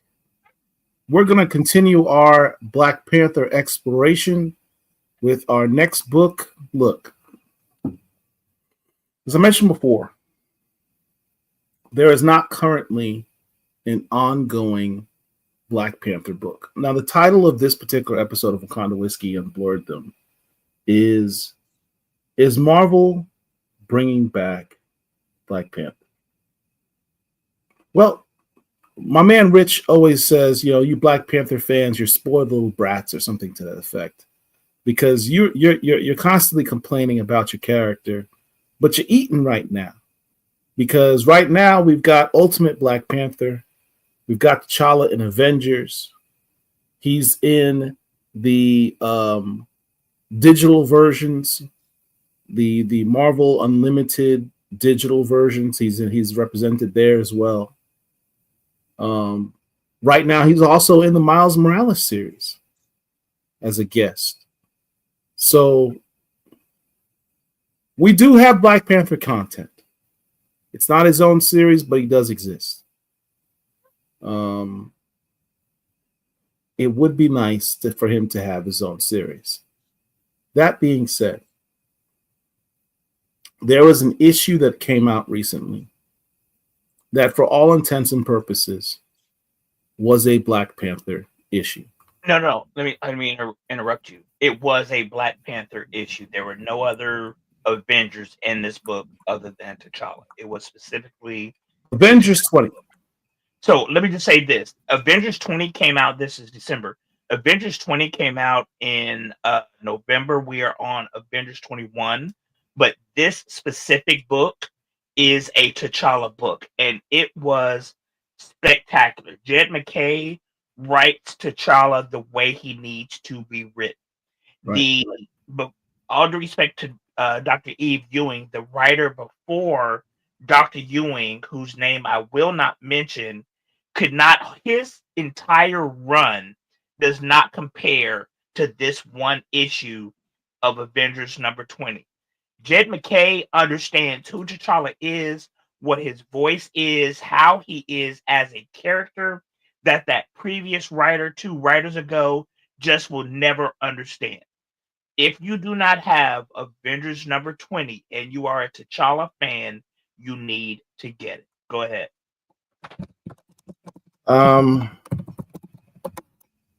Jed McKay is a fantastic writer. Yep. He is the current writer of Avengers. He was the main writer on Marvel's big event Blood Hunt, which was fantastic. Yep. And I don't even like buying crossover big events because I view them as money grabs. Blood Hunt was actually freaking good. Phenomenal. And he's also the writer of Moon Knight. I'm not even a Moon Knight fan, but this guy has me buying Moon Knight on my pull list. Yeah, I don't have Moon. That's how good this guy is. And he's always given love to T'Challa. Let me tell you, this issue was nothing short of Fantastic. Let me see if I can pull it up. Yeah, it was a very so to give you a little history. We are on issue number 20 up to now. 21 now, but Well, in this book, we're up to issue number 20. The Yeah. Avengers are comprised of Carol Danvers as the leader. You have Iron Man, you have Thor, you have Captain America, Sam Wilson, you have T'Challa, you have Vision, and Scarlet Witch. Does that sound accurate? that's correct. Okay. So the Avengers were attacked by a group of individuals whose name I cannot remember before Blood Hunt. The something syndicate, I don't remember names and stuff like that. Something collective, or it's irrelevant. They're aliens. Right. So they were attacked by them. Of course, the Avengers prevailed. Then that was followed directly by the Blood Hunt series. And so you have T'Challa and the Avengers realizing that the syndicate came from someplace and they decimated some individuals and some peoples and worlds. And so they wanted to try to investigate what happened, how you can prevent it, how can you make things right. T'Challa, who's a king without a kingdom, went off. Well, let me pause you. Let me pause you right there. Let me pause you right there, because one of the things you mentioned is that these aliens came in. Carol Danvers. There's no Avengers team. Carol Danvers reforms the Avengers as the chairperson. Yep. And this is very first issue. When I talk about Jed MacKay and his respect for T'Challa, in this very first issue, he sets the tone as to his viewpoint on T'Challa. Carol Danvers is going to Tony, and she's like, and Sam Wilson, she's like, yeah, you know, I want a Captain America, but I don't want Steve Rogers. I want Sam Wilson because, you know, the rest of the team are all gods. They're all gods. So I need a regular guy who can actually keep us grounded. So I want Sam Wilson as Captain America. And I've got Tony, and I've got Thor, and I've got T'Challa. And Sam's like, T'Challa? Why T'Challa? Because understand, at this point, T'Challa and Sam aren't cool, which I didn't like that storyline in Sam Wilson Captain America, because Falcon and Captain America have been boys from jump. T'Challa's the one who gave Sam Wilson his first wings and let that brother fly. So they've been more than cool for a long time. Yep. So I never really liked that storyline. So at this point in the story, they're still not cool. And she's like, "What? Why T'Challa? This is the same guy who basically, you know, if you recall in that Black Panther run that we don't talk about, say that name. In that Black Panther run that we don't talk about, the Avengers were pissed off at him because he basically gave the means to defeat them, and they got defeated because of T'Challa's, which is a stupid storyline. Stupid storyline. We're not going to talk about that. But her line as to why she selected T'Challa, because he's the most dangerous man alive. That's why. Yep. When I read that, I literally screamed like a little girl. That set the tone as to how Jed MacKay views the character. Because understand context. When this issue came out, we just finished that previous Black Panther run. You know, he's been in this point of simplified for a long time, for the last few years.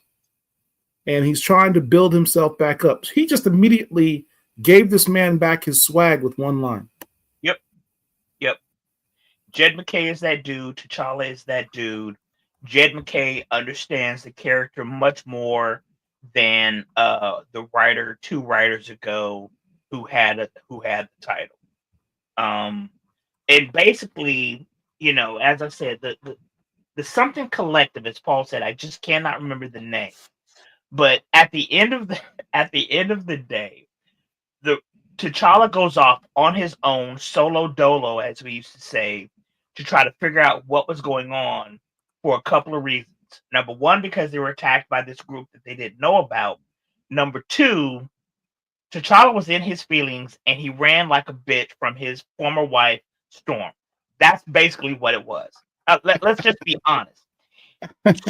Thor, the god of thunder, knew that he had to go back to Asgard, where he is the All Father now because Odin is dead. He wanted another thunder, lightning person on the team. So he, Thor, His cousin, well, we now know is his cousin, Storm. to Captain America, Sam Wilson personally recruited Storm here in Atlanta to come be a part of the Avengers. The minute she shows up in the Avengers headquarters, which is another sentient ship, much like what Apocalypse had, much like what Beta Ray Bill had in Scuttlebutt, T'Challa was like, you know what? I'm not trying to be here right now. So he went off world, ran like a little bitch to get away from her, and went to this world, and he absolutely wrecked shop. If you do Ashen Combine. That was the name. Thank you. If you do not collect Avengers, that's fine. You're missing out. But this specific issue, issue number 20, is a T'Challa-centric issue. If you have no other issue of Avengers, you need to have this one. There are no other Avengers in that book. It is spectacular. Jed McKay understands the character.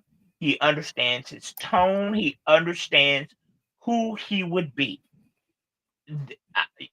Okay, this issue is a couple of issues old. Basically, T'Challa shows one of the things that I disagreed with that I didn't understand. T'Challa is earthbound. He speaks English. Obviously, he speaks Wakandan. According to the MCU, he speaks Korean and probably several different earthbound languages. The only thing about this particular issue I did not agree with is there was no indication that there was a universal translator. And so you have T'Challa talking to these aliens as if everybody understood each other, without an explanation, which did not make sense to me. Right. But it's why I can't stand the television show Stargate. Okay. That was the only issue that I took with that. But there were people who had been subjugated. The Ashen Combine were absent. And so there was a lot of interfighting. T'Challa basically came in, planted his flag, and said, look, I'm the top dog right now. Everybody needs to fall under my banner, and we are going to be a one unit, one collective. A gang. This is almost like the intergalactic empire of Wakanda, except that was without T'Challa. This is with T'Challa. It was absolutely spectacular. Because understand, let me interrupt you right here. Understand how he jumps on the scene at the very beginning of the book is this. This bro straight up is murking dudes, bodying guys. Yeah. This is not the I'm a superhero, I can't kill. This is the king saying I'm a warrior. These guys are my enemy. I'm murdering dudes. And here's what's funny about that specifically to me. There's a guy on Twitter who's actually in South Africa who on Twitter goes by Buckmeister. Love the dude to death. He's always talking about recast T'Challa. He's the one who told me about the comic book convention in South Africa. And Paul, we need to consider going to South Africa in 2025. It's around my birthday. I'm down to go. But Buckmeister said at a previous conversation between he and I that T'Challa was a pacifist. T'Challa is anything but a pacifist. And in this particular book, you'll see, go back to the image that you just showed. T'Challa is, as Paul just articulated, murking individuals. You see an image of T'Challa slitting a dude's throat open so his life's blood runs out on the sand. He doesn't know anything about these people. He doesn't know their strengths, their weaknesses, nothing. All he knows is I'm the baddest mofo in the universe. You need to come to heal. I'm going to show you why. This book was spectacular. Paul and I have said previously on this site that Jeffrey Thorne's King in Black T'Challa was probably one of the best solo issues of T'Challa. Not probably. This may very well rival it. This was spectacular. Yeah, I consider this a very close second. Very close second. Yeah. And by the way, the artwork in this Yeah. is done by Fareed Karami, the same artist who worked on the Black Panther Blood Hunt series. Yeah. Who was my preferred artist that say again? I liked his art better this time than in Blood Hunt. He's got more of the character. You know, it's funny. We had interviewed Sherilyn Eaton, the writer of that series, and I told her my one criticism of his art on the book is that T'Challa's hairline was just all way far back. And I messaged him on Twitter, and he laughed. He said, I'll get it better the next time. And he did. To his credit, T'Challa's hairline is fixed in the series. He is my Sherilyn Eaton and Fareed Karami is my selection to be the next team for the next Black Panther series. But here's what's interesting about this for me is that T'Challa is literally off-world. He is not on planet Earth. He's in a different universe on a different planet. This particular issue reminded me of Batman Off-World, which is a limited series over in DC, where Bruce Wayne Batman on planet Earth faced an entity, faced a creature that he was unfamiliar with and was almost defeated. And so Bruce Wayne, being who he is, decided, you know what? I need to become better at fighting unknown entities, whatever the case may be. So he literally leaves planet Earth, goes out to the universe where this particular creature was from, and learns how to fight, blah, blah, blah. This is what that reminded me of. Batman Off-World reminded me of this specific issue. Again, if you are a Black Panther fan, you have got to get this specific issue. It is one of the best single issues of Black Panther outside of his own titles ever. And all due respect to Jeffrey Thorne, who I know is a fan of this channel, he appears often, but this issue rivals that King in Black issue. It was a dope issue. As a Black Panther fan and collector, this is a must-have for your collection. Yep. This is absolute must-have to have in your collection. Absolutely. All right, what's our next? Oh, speaking of Black Panther, keeping on the Black Panther thing, our next book. Let me back out of this. Miles Morales, Spider-Man number 27 by Cody Ziegler. I'm going to be honest, wasn't a fan. You didn't like the book? No, I did not. Cody Ziegler does not have the voice of T'Challa down. He was extra in this. No, I wasn't a fan. I just was. I'm gonna collect the whole thing because T'Challa's in it, but I was not a fan. The way Cody has T'Challa speaking seems grandiose, more so than what the character is. We understand that T'Challa is a royal. He has been raised his entire life as a privileged individual. I understand that. But the way Cody presents him, it's just extra. And I just, wasn't a fan. Wasn't a fan at all. I'm not saying I disagree. I enjoyed it. I understand what your comment is with regard to his voice.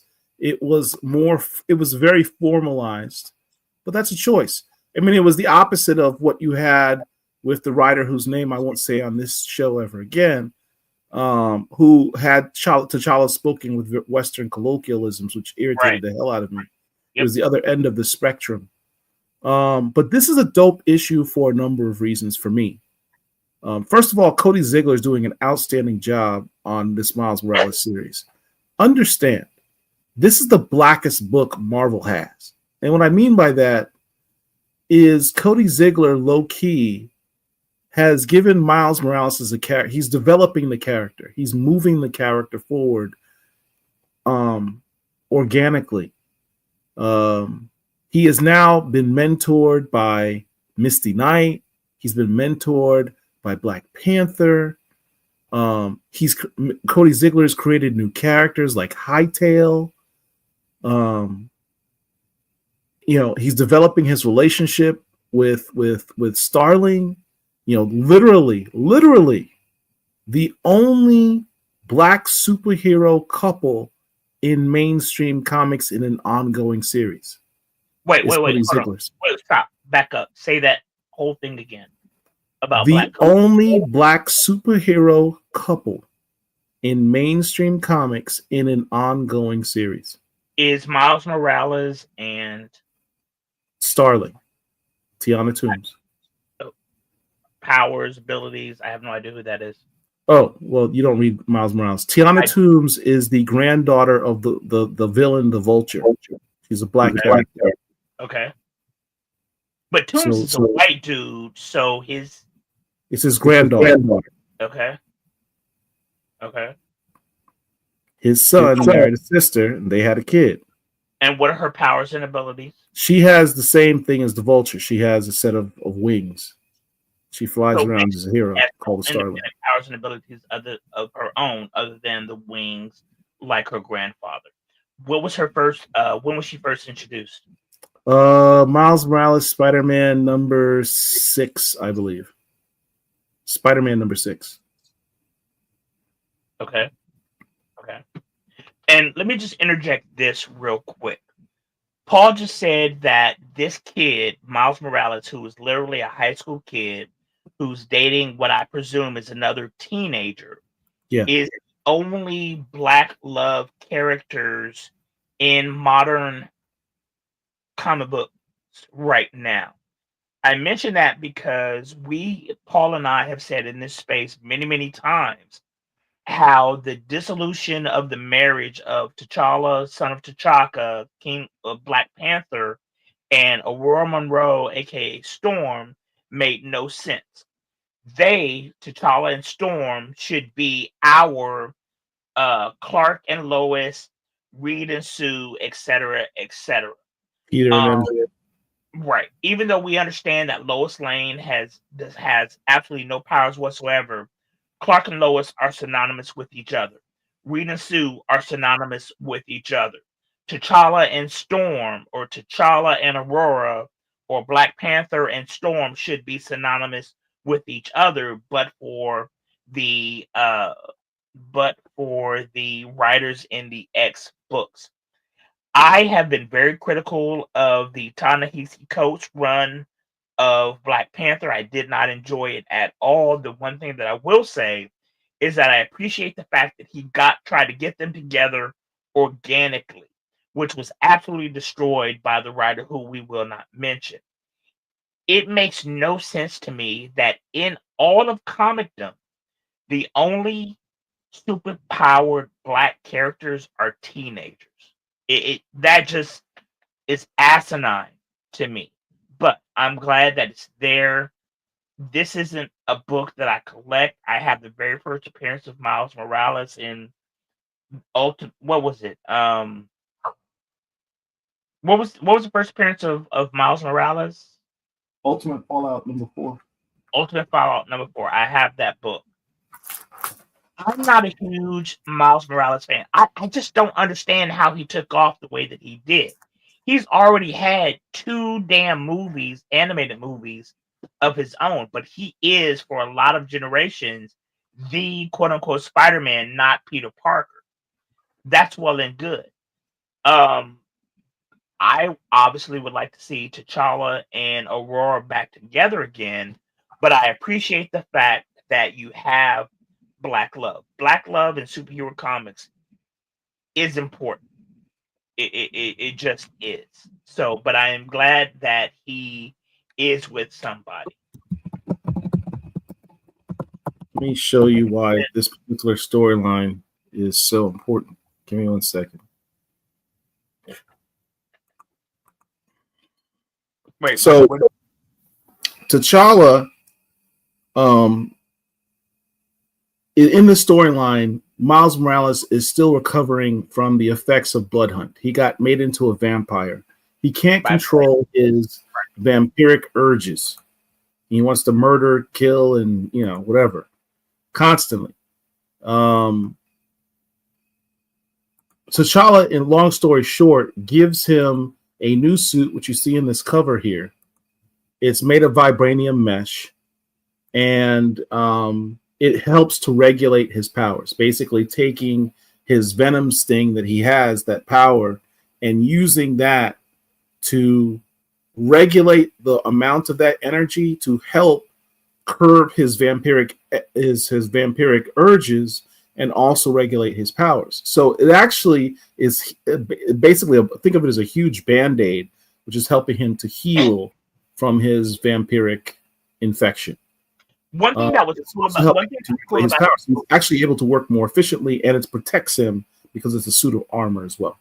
One thing that was cool about this book that I did enjoy was the fact that it played right into the Blood Hunt storyline, as well as characters that were created during the Eve Ewing run of Black Panther. After the Eve Ewing run ended after 10 issues, I didn't expect to see some of those characters who were introduced during her run ever again.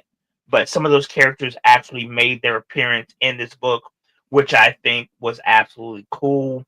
I don't anticipate those two specific characters ever being prominent in Marvel continuity. But again, knowing where they came from, where they were introduced, I thought that part was cool. But one of the things that let me explain one last thing. So why this story is so significant? When we had interviewed Cody Ziegler, one of the things I mentioned to him is that I thought it'd be really cool, and I'll find the video, but I said I thought it'd be really cool if he could have Miles go back to Wakanda and check out the Wakandan temple for Anansi, the spider god. For those who don't know, let me share this screen here. Anansi, the spider god, has been in Marvel Comics a few times already. Most recently, he was actually in remember I told you before, Mark, that Tom Brevoort, the Marvel editor, said in our interview a few weeks ago that the Marvel online comic book series were canon.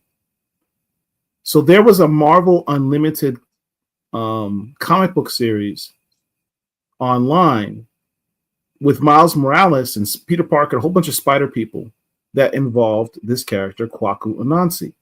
This is, for all intents and purposes, the first Spider-Man, the original Spider-Man, the spider god, Anansi, from which all of these spider heroes, for all intents and purposes, derive their power.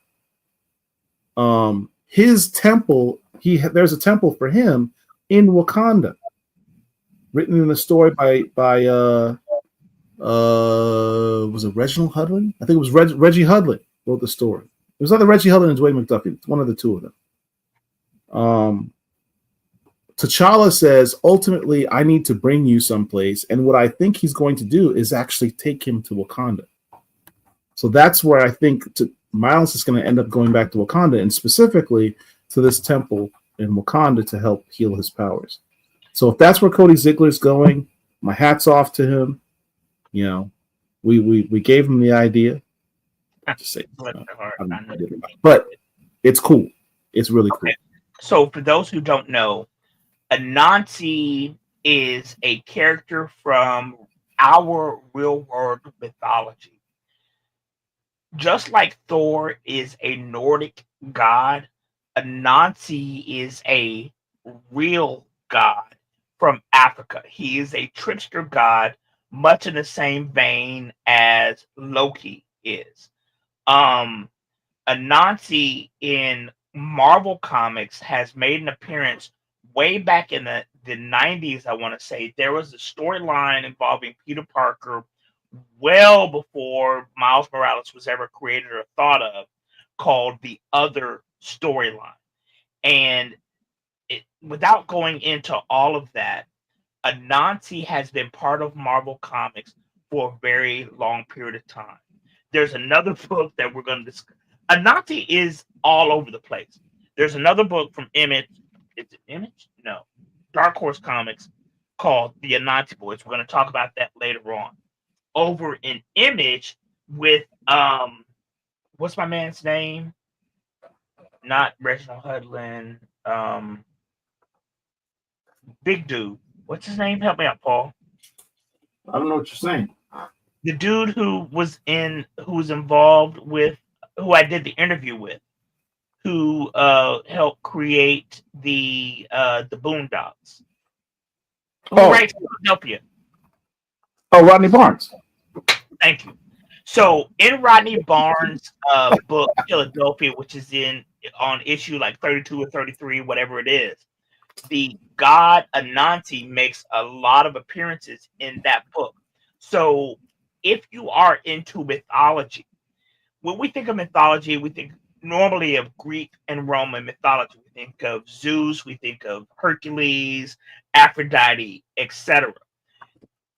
Different cultures have different pantheons. The Nords had Thor, Odin, etc. In Africa, they had their own myths and mythologies. Anansi was part of that.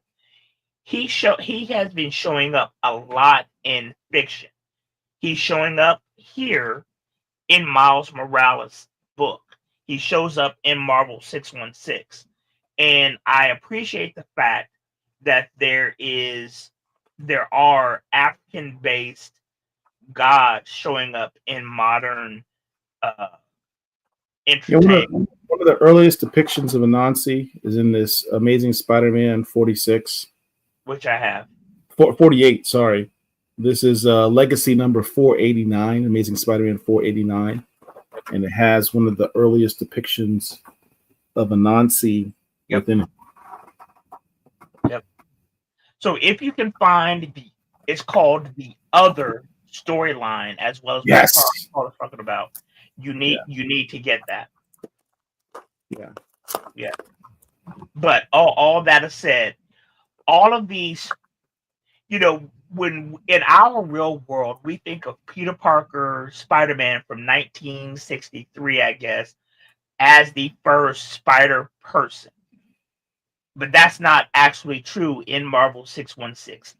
The character Anansi has been around for hundreds, if not thousands, if not millions of years. And everybody who comes after that is a totem of the Anansi god, just like T'Challa is a so-called totem of Bast, a African god, the Heliopolians, I believe. Yeah. Yes, Eclectic Birdie, that storyline, the inherited story. Yep, absolutely. Moreland, absolutely. That's absolutely right. Yep. All right. So let's see. I guess now we're going to go. I guess we go into Nazi boys. What other comments do we have, real quick? I think I put them up there. Damon Watson says watching Anuket and Dr. Voodoo connect would be hella interesting as a dope supernatural power couple. I would really like to see Jed MacKay introduce Anuket in the Avengers series and do kind of a love triangle thing between T'Challa, Anuket, and Storm. That'd be kind of interesting. Nope. Having T'Challa fighting over two goddesses. Nope. What are the comments? Damon Watson also says we're about to see Storm and Dr. Voodoo pair up. Meanwhile, I want to see T'Challa and Anuket connect, but in the end, I want to see Black Panther Storm. Absolutely. Okay, so for those who don't know what Damon basically is talking about, Storm number 2 dropped 2 weeks ago, and Storm in issue number 1 was irradiated with basically radiation. She's sick and she's dying. And Storm number 2, she has to try to get healed. She has been directed to Dr. Voodoo to try to help heal her. So basically, that's what Damon is saying. He wants Storm and Dr. Voodoo to kind of link up. I disagree with that, Damon, I hope with the next time that you try to make microwave popcorn that it burns and your house stinks for a week. So no, I don't want that to happen. In case you didn't realize, Mark is hella petty. Call it petty, call it what you want. I want T'Challa and Aurora needs to be our Reed and Sue. So yeah. You were asking before, why is Miles so popular? Mike says Miles got popular from the first Spider-Verse movie and the download content. So a combination Why of the first movie and video game. Why did he even get a first movie? That's what I'm saying. You know, I mean, it just seems like it came out of the blue. I'm not knocking it. He's been around for over 10 years now. He's made appearances on the Spider-Man cartoon repeatedly. You know, if my man Richard was here, he would say his popularity is tapping into a formula that already existed that was created by Milestone with the character Static. Miles Morales is really just sort of Marvel's version of Static in many respects. Right. But so much so that now Miles has electric powers. Right. And what's crazy is a couple of things. Number one, during Dragon Con, which is here in Atlanta, every Labor Day weekend, which is a big nerd fest, people, you know, dress up, whatever. There were, you know, Static Miles. There was a Static Miles mashup that I saw. I have a picture of that, which was really actually pretty cool. But it's a picture I think that you're referring to. It's by Boss Logic. I actually have it up on my wall here. Well, I mean, I saw somebody dressed like that, and I took a picture of them. But my thing is, it's interesting to me how and why that particular character seemed to resonate with people, that he has become, for a lot of people, the Spider-Man versus Peter Parker. It's just an interesting phenomenon to me. Well, you know, I don't want to go down too far down the rabbit hole on this, but for me, Spider-Man was my favorite superhero growing up as a kid, like a young kid. If Spider-Man had not been written in 1964 and had actually been written, you know, now, I think he would have coded as black. Because when you think about Peter Parker, no parents, raised by his uncle and aunt, uncle died from violence, lives in New York and Queens. He's really smart, nerdy kid, but gets these superpowers, decides to do good. That kid sounds like he would be black. I'm not necessarily going to go that far. Look, I tell you, that's, you know, I think if he was written in modern times, I mean, we're all sort of biased because we know Peter Parker, but the backstory on him, I think many people would have assumed when they hear that story the kid is black. It's just, at the end of the day, it's just interesting how over the past 5 years, this character has garnered, you know, his own title and 2 animated movies. It's just an interesting phenomenon. First animated movie did so well, it made perfect sense to make another one. Yeah. And shout out to Cody Ziegler for really expanding the character. David Watson mentions it's cool having a Black Panther being a mentor for a young black man. In real life, as men who would love to have at least one good mentor. How nice it would be to learn from an actual warrior king. I mean, that's what he's writing now. I mean, Cody Ziegler is doing a lot of things to expand black characters and development of black characters, creating characters in this run. So I got mad props to the dude, man. Right. And he had a really cool scene with Miles and Deadpool's daughter, Hispanic girl, Alina. I think her name was Alina or something like that. Right. But one of the things that it was in this particular issue of Miles Morales, I can't find it because I don't have the lights on or whatever. But basically, T'Challa is saying to Miles is that, you know, I'm obligated to look after you or something along those lines, which didn't make sense to me because at the end of the day, Miles is an American New York kid and T'Challa is the king of Wakanda. and him, T'Challa, looking after Miles as a natural order of things just didn't make sense. But that aside, it's an okay book. He makes a good point. He says Miles had the benefit of having an A-list writer and artist behind him. Understand his creators was Michael Bendis and Sarah Pichelli. That team were those are A-list team. So he had the promotion behind him. Look, we talk about this on the space all the time. Marvel can make any character they choose popular by giving them an A-list writer, an A-list artist, and giving proper promotion. They can literally choose to make any character popular. They did it with the raccoon, and made that cat an international superstar. They can make any character they so choose popular. So Miles had that backing a lot more than a lot of other characters. So it stands to reason why he's so popular.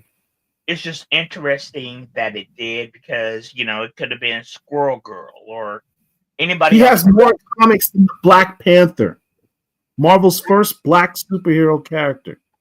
Yeah, he has more comics than the Black Panther. So wait. So how is that even possible when we're on? He's got Miles Morales has well over 200 copies of comics. How? Because he has had no interruptions. He's had comics for the last almost 15 years now. How many volumes has he had? I don't know Miles Morales, so I don't know. How many volumes has he had? He is, I don't know what volume number this is that he's on right now. It is, I don't know, dude. It's probably at least his 5th volume. This is probably at least his 5th volume. But he has had comics consistently for like the last 14 years. That's crazy.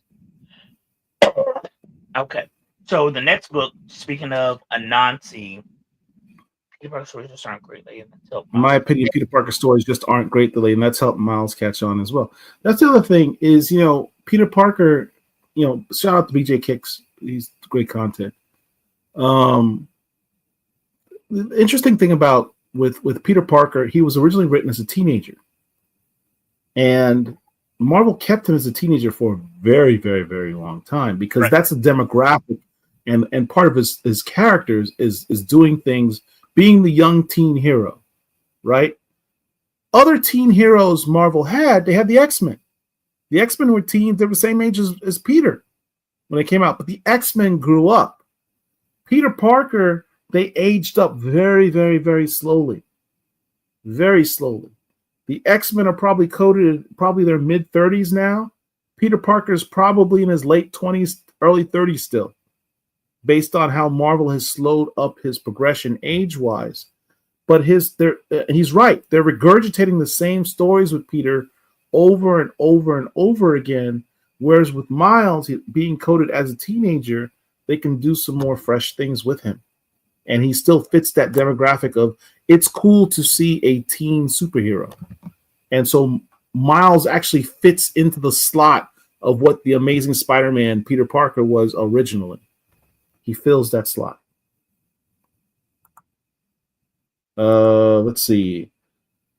Bendis was hot back then. He had a slew of hot artists with him. We said that before. Between the Spider-Verse movies, the Sony video games, and his books, Miles Morales is cooking. His appearance in Sony Spider-Man video games has really increased. And don't sleep on the video games. What happened to Mark? Anyway, they keep rehashing broke, pathetic, and struggling Peter stories. I actually stopped buying Peter Parker Spider-Man stories a few years ago as a result. I'm like, why am I buying Peter Parker Spider-Man stories and Miles stories, and Miles stories are better at this point? So I just dropped Peter Parker from my pull list. Yes, and it's not just Black Panther in the mentor role. He's parading all the great Black Marvel heroes. So he absolutely. Cody Ziegler is doing God's work, and no one's giving him credit for it. Got to bring him back on the show. I think Joe Quesada believed that Peter being married and successful alienated him from his young fans, so they did that lame Mephisto marriage That was the worst storyline. I hated Yeah, that that story. was about what 15 years ago at this point. I didn't. Was it called One Final Day or One Last Day or like something? that. Yeah, I didn't agree with that. Eclectic Birdie Niche. Why did he get all the best writers and not other black characters? Right, like why did they promote this? And listen, I'm not trying Well, to. well, I'm not this trying to was knock the brightest writer at the time. This was I'm not Marvel's. trying to knock Miles Morales. I'm not trying to knock anything. It's just interesting to me as a comic book collector and fan how this one particular character seem to tap into the cultural zeitgeist. I just think it's interesting. A couple reasons. One, when he was first created, he was created by Marvel's Golden Boy. Brian Michael Bendis was the it guy. You remember back then when Bendis was hot. He could do anything he wanted at Marvel. That's the first part. The second part is an economic issue.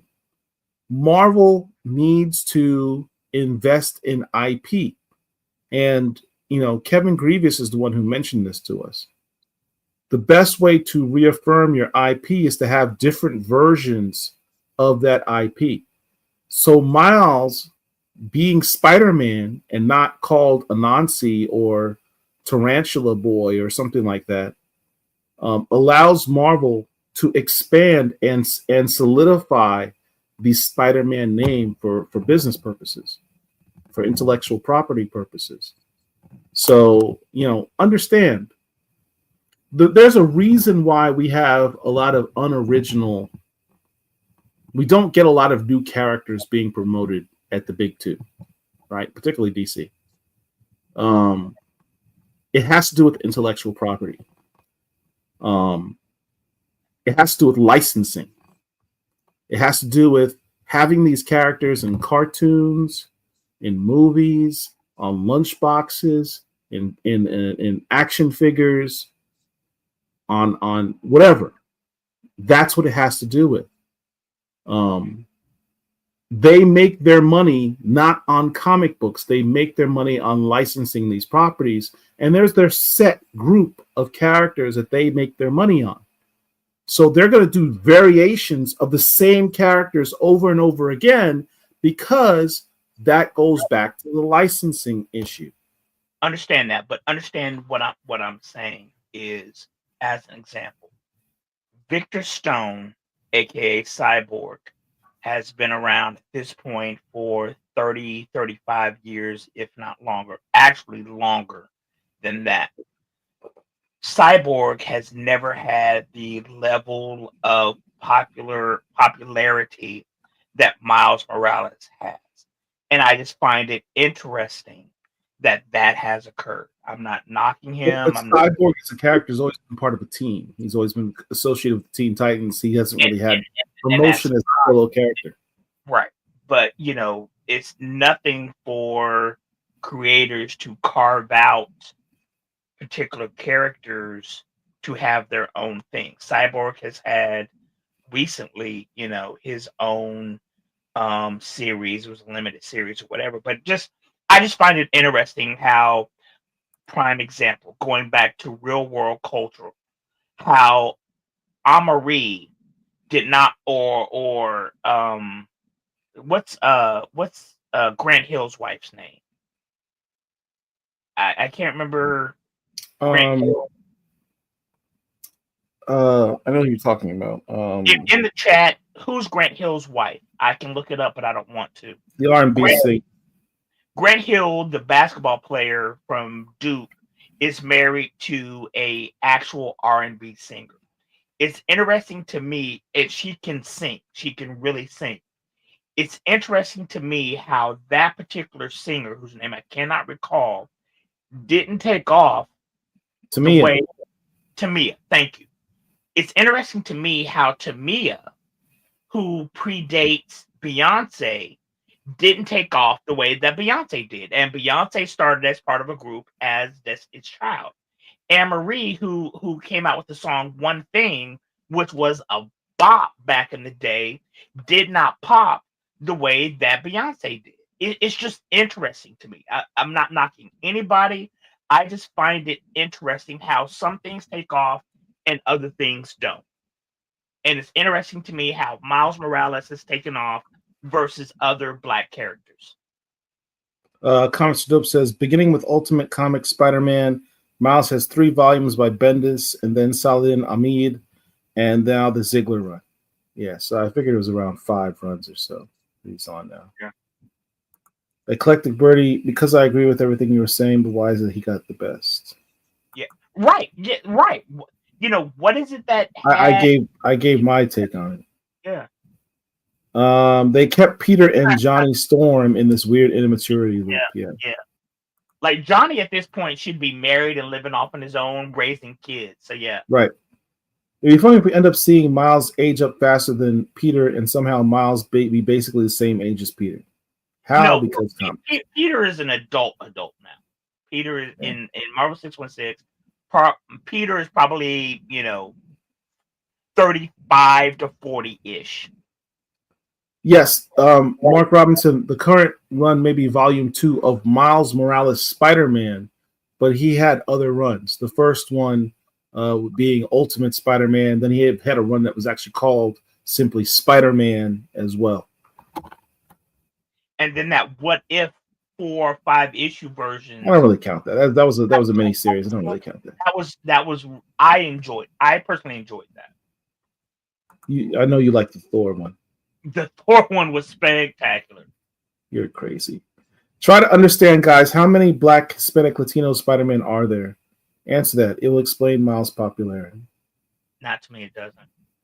Black, Hispanic? No. But there is Miguel O'Hara, Spider-Man 2099. There's Aranya.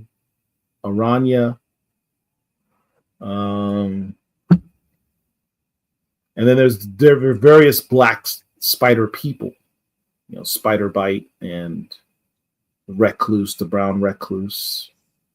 There's quite a few at this point.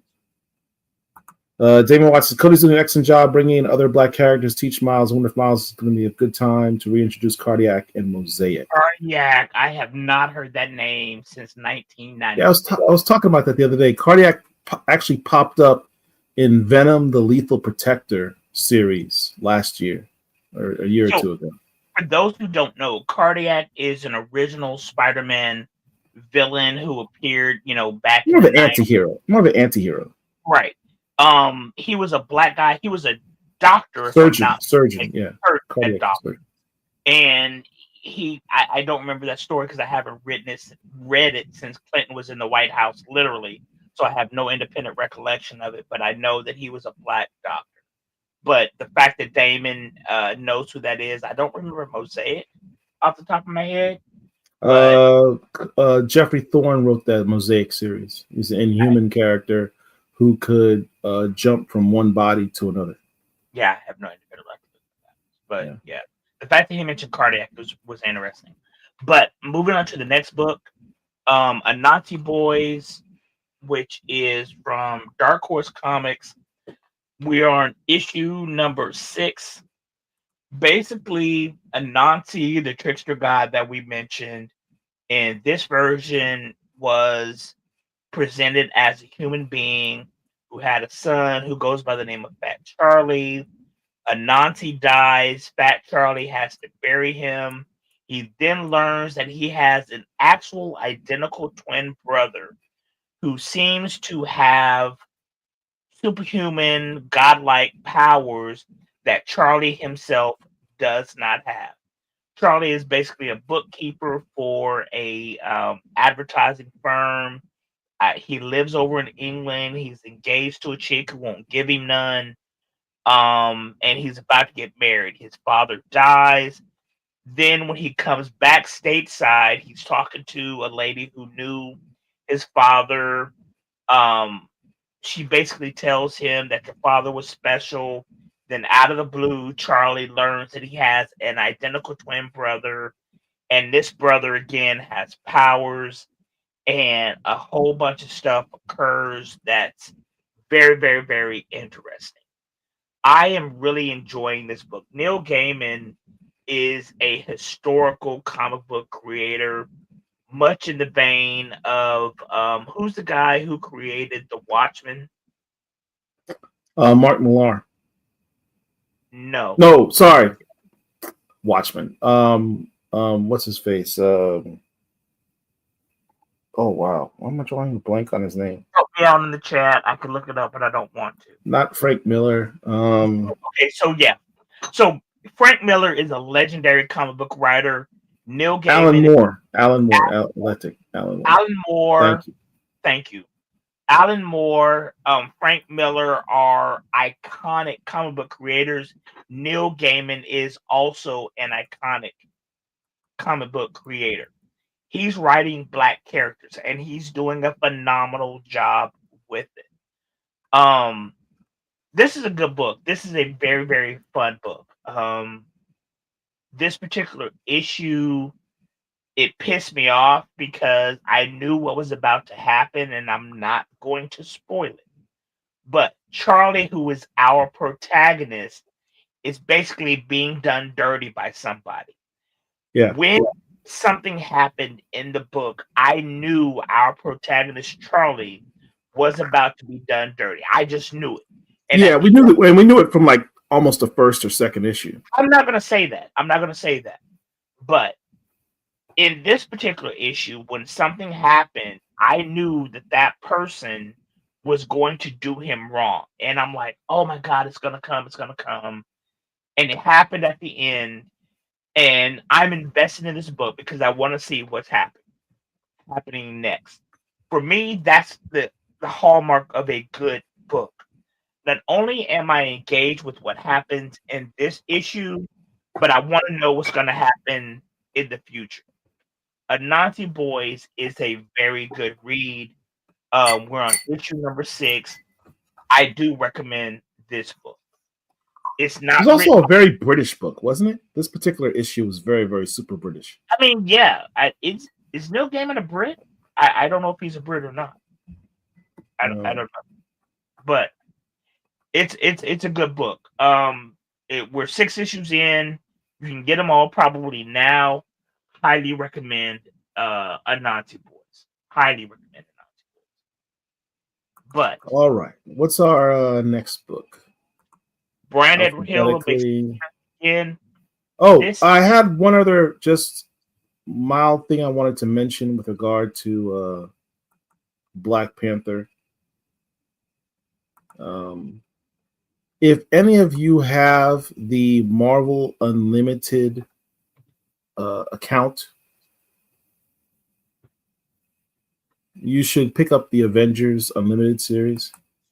There is an issue that just came out this week. Avengers United. It's an Infinity comic, number 59. You know, it's kind of interesting. I mentioned this before. These Marvel Infinity comics are canon, pursuant to what Tom Brevoort says. And they're usually just little vignette stories that don't really amount to anything. But sometimes they'll give you a little nuggets of stuff that happens in between various comic storylines, which is kind of interesting. Marvel uses these Infinity comics as a proving ground for their new creators, for new writers and new artists. They kind of help them to gauge their talent and get their feet wet. A lot of creators now start in these digital comics that go straight to digital. But these are canon stories, and in this storyline, which isn't really all that important. Basically, the Impossible City gets attacked, and it all centers. The last several issues centers around this attack to the Impossible City, to their gardens, which wasn't really an overly significant storyline. But it does have this one scene where you see in this issue, T'Challa and Aurora interact for the first time, I think, since honestly the run that by the artist whose name we don't talk about on this channel anymore. I don't recall them interacting since then, because as Mark mentioned, as soon as Storm showed up in the Avengers Impossible City, he disappeared. Yeah. So this is the first time you see them actually interact is in this issue. And as we know, as I said, this is a canon issue. So this is kind of cool to read. So let me just say this. During the Ta-Nehisi Coates run of Black Panther, as much as I disagreed and didn't like his run, I respect the fact that he organically was trying to get T'Challa and Aurora back together. All of that was destroyed by the writer that immediately followed him. And they never interacted again. You know, it's not like we see T'Challa a lot in Marvel 616, but in the Avengers run, you know, T'Challa was part of the Avengers, and then Storm shows up. The minute she shows up, T'Challa takes a powder. So apparently, according to what Paul is saying, in this, you know, online universe that is canon, that's when they're really, really, really interacting. And I don't know what that story is. So now I'm gonna have to try to find out and figure out what exactly is going on. I've seen some of those pictures or still shots over on the Twitters, but I have no independent knowledge of what's actually going on. But I am curious about it. But I will say, just as you mentioned, Storm, just one more quick thing, one more quick plug. This weekend, again, I mentioned, is the final order cutoff for the Storm Life Dream series. which I believe It's being written by Angelique Roche, who was responsible for the Marvel Voices series at Marvel. And she's currently also working on the My Superhero is Black book that comes out, from what I understand, in October of this year, finally. These are some of the character designs, and these characters designs were done by Aletha Martinez, who mentioned when we spoke to her a couple of weeks ago that she had some stuff cooking at Marvel, and it's finally been released as to what she's working on, and it's these character designs for this series. This is a celebration issue that comes out in February for Black History Month, and it celebrates Storm's 50th anniversary. Storm turns 50 next year in 2025. She debuted, as we all know, in Uncanny X-Men, Giant Size X-Men #1 in 1975. So Marvel's going to give her a little promotion and push. And for us, we've got to support Storm. Let me put it to you this way. Marvel is pushing Storm. They're labeling her specifically as Marvel's mightiest mutant. They're giving her the #1 spot when it comes to mutants. She has the potential here for us to make her an A-list character at Marvel. She should be Marvel's Wonder Woman. She really should. There's no other character I can think of at Marvel Comics that should have the spot that Wonder Woman shares at DC, other than Storm. Jean Grey. Well, arguably Jean Grey, but I don't really like Jean Grey. Storm has the resume. She has the background. She has the bibliography in comics. She's got more series than Jean Grey has, solo series. She should be Marvel's #1 superheroine, in my opinion. And we have the potential to make her that. So support this book, pre-order this book, call your LCS, and get this book put on your pull list. Based on the image that's on the screen right now, I do not like the blue version because that looks like Medusa, and I don't like that at all. As I said, Mark is very petty. No, this has nothing to do with being petty. It has to do with the fact that character looks like Medusa, and Medusa is viewed as a villain. So no, I don't like it.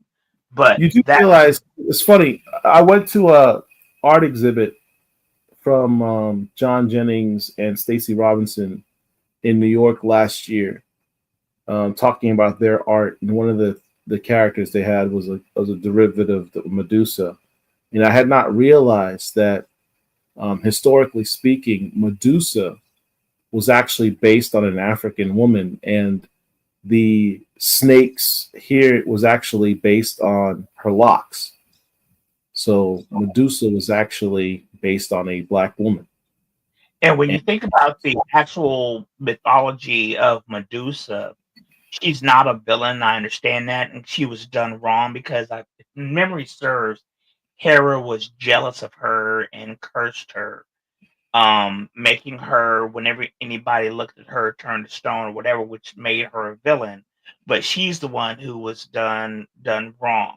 But I just didn't like that ver- version of Storm. But that being said, the next book is Blade by Brian Edward Hill. This would be my read of the week. Phenomenal book, phenomenal pacing. The action in it was good. If you followed the Blood Hunt storyline, Blade, the character, was supplanted by a creature called Varney. Varney took over Blade's Demon. image. What were you saying? He's a demon Varney. Demon, that's dope. I've not seen that. But the demon Varney basically brought vampires to life all over the world. Blade is having to do with the after effects of that. That's one of the reasons why I like the Blood Hunt storyline. Is because a lot of times you have these storylines or these cross issue storylines that happen and you never hear about them again. I can think about Siege, I can think about Fear, and a whole bunch of others, specifically dealing with Marvel cross issue storylines that have no impact other than the amount of money that you get from them at that time. The Blood Hunt storyline, which was this calendar year, has impact beyond what we saw. Blade is a prime example of that. He has been requested to go out and kill somebody. He meets what's now an ally. This book is very good. I like this specific issue more than I like Ultimate Black Panther #10, also by Brian Edward Hill. This was very, very, very good. Very, very good. I like Blade. Yeah, I mean, I'm not certain what the red band necessarily is for. The violence isn't such that I think it really sort of deserves the red band. That dude got his head blown off. So at a certain Yeah, degree, but in the same regard, we just saw a Black Panther, the Adventures 20 issue, where T'Challa stabbing a dude through the head with a spear. I mean, what's the difference? yeah. Yeah, regardless of that, it was a very dope issue. I love the fact that Brian Edward Hill also embraced some of the changes that have happened with Blade that I guess he did, where Blade learned some new tricks as a vampire, tapped into his vampire side and the powers that are contained in that. One of those being being able to evaporate And mystify himself. So for turn those who don't know, into- in Brian Edward Hill's first volume of Blade, I'm not saying this is the first volume of Blade, but Brian Edward Hill's first volume of Blade, the character has to face off against the big bad. Blade, knew that he couldn't necessarily defeat the character with the powers that he had, so he met up with Dracula, who was the king of vampires, Varnea's side, and Dracula taught Blade some new tricks. Those tricks that Dracula taught Blade were brought forth in this volume of Blade, and it was pretty cool. It was pretty cool. The thing I respect about Brian Edward Hill is that he's always introducing new characters. You know, he introduced a new female character in this book. Yeah. Always introducing new characters and expanding the Blade mythos. Yeah. Which is I always appreciate. I'm tired of seeing the same things. I want to see people create new characters. So I thought that was cool. Go back to some of the comments, please, because I wasn't able to see them. So go back to the comments. Let's see. It's jacked up that SA victim was turned into a villain. I don't know what that means. SA.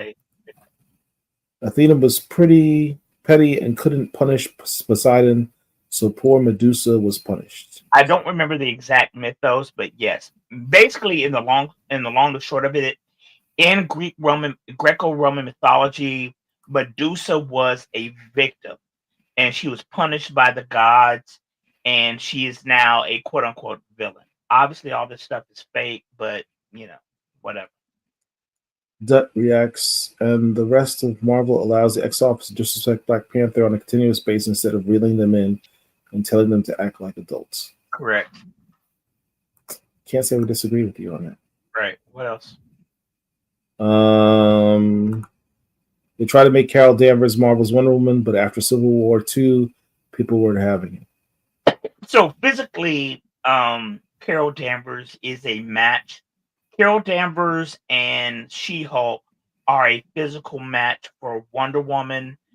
Storm's powers exceed hers because she has her mutant abilities. I want to say in the Marvel versus DC cross issue storyline that Wonder Woman defeated Storm, if I'm not mistaken. But yes, I do agree with what Rav said or wrote. Yes. Let's see. Every time an X-Men writer does Black Panther, they disrespect him over and over. Don't disagree. This is well documented. So that's what that person was talking about. Yeah. Mm-hmm. Yeah. What else? We got?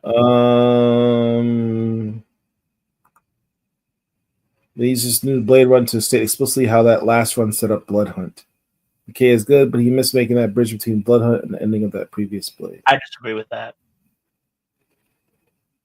To me, it seemed to flow. I disagree with that, Dane. Yeah, I think it's all the comments. What's our next book? So basically, the next books are X-Force, written by a friend of the channel, Jeffrey Thorne. Well, that next one. Hold on, let me take a look here. Alphabetically, that doesn't make sense. Oh, there's one series I wanted to talk about. Here we go.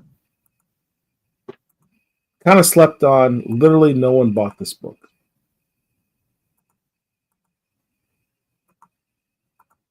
Kapow! By Scout Comics. Now,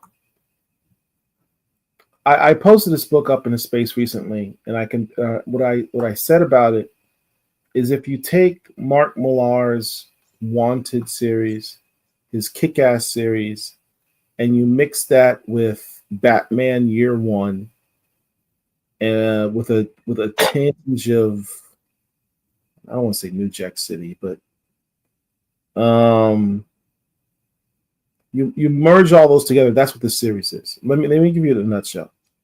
You see the young black man on the cover there. His name is Jacob Blakowski. And as a kid, he witnessed his father, who was a low-level thug at the time, Tyler Blakowski, murder a superhero called Midnighter. He saw him literally take his life, shoot him in his house. And then his Midnighter had a Robin-like sidekick. I think it's a woman, a girl, who escaped through a window, assumed dead. So he's a kid at the time. Fast forward 15 years or whatever, he's now a college student. His dad, from killing that superhero, ends up becoming a boss, a crime boss, a kingpin, if you will. He even literally looks like kind of a kingpin. But he wants his son to go to college and do well and basically not be a thug. The son still has like PTSD from the fact that he watched his father murder this superhero. And all of a sudden, his son starts to see the sidekick in visions. The sidekick's talking to him. No one else sees the sidekick except him. And the sidekick basically starts training him as a superhero. So it kind of reminds me of Fight Club. That was the other thing I was trying to remember.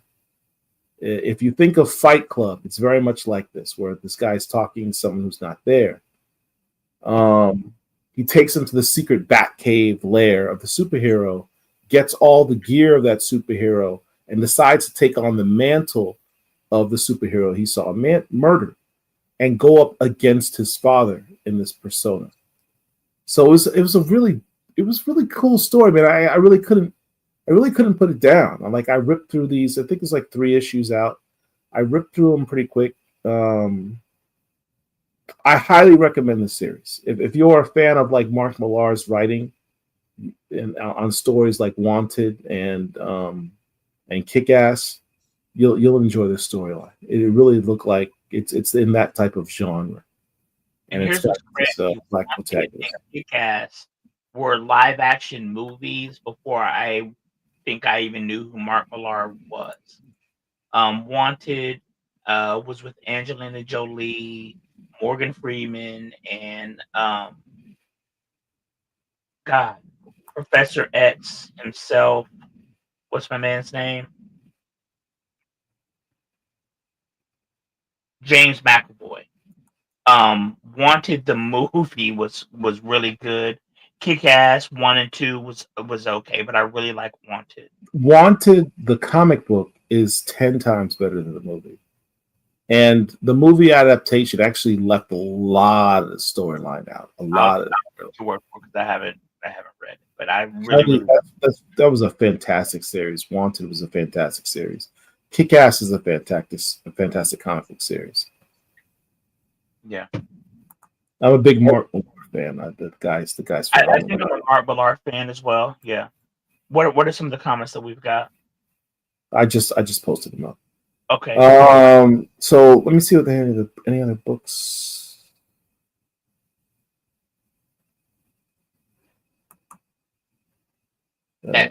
So the only books that I have left are X-Force. Yeah, I guess it's the last one. Right. So X-Force is being written by a friend of this channel, Jeffrey Thorne. Let's start with issue 5. Let's not go deep into it because we've been on here now for 2. Oh, there's only one point in issue 5 I want to talk about. Okay. So Jeffrey Thorne introduced in issue 4. Oh, okay. Yeah. A team that I have not seen since the New Warriors back in 1990, whatever it was. Right. The Assyrian Avengers. Right. So basically, it's a Black Avengers. There was a storyline back in the 90s where there was a character who remade Marvel 616 Earth that was Black centric. Much like Black Cotton from Scout, much like the series Knots and Crosses that I've mentioned before, which is a television series from South Africa. But the world had been remade in the image of this character who, what was his name? It was the Sphinx. What was the character's name? It was the Sphinx. And so he had his own Avengers who were all Black versions of what we know. There's the Black version of Steve Rogers, et cetera, et cetera. And as Paul just mentioned, we have not seen these characters literally since Clinton was in the White House. Jeffrey Thorne brought them back for 2 issues in issues 4 and issue 5. This is the original team from New Warriors, Volume 1, number 11. Yep. You've got in the upper right-hand corner, you've got Storm, obviously. Mm-hmm. You've got Captain Marvel, Monica Rambeau. You've got Horus, which is kind of who Thor is the analog of. Someone said, "Oh, that's the Black Thor." No, he's not the Black Thor. If anything, Thor is the analog for Horus, the original god of thunder and lightning from Egypt. Nova's there. You got this Black Iron Man. Now, in the New Warriors version, it was simply a Black Tony Stark Iron Man with like a Jerry curl perm. But in the Jeffrey Thorne version, instead of using Iron Man, they just use James Rhodes, which makes more sense. All right. And so you have War Machine there. And then you have Captain Assyria, which is their version of Captain America. This is a Black Avengers. And this is a reversed world. We had the series Black Cotton. Shout out to Brian Hawkins. This in that world, you have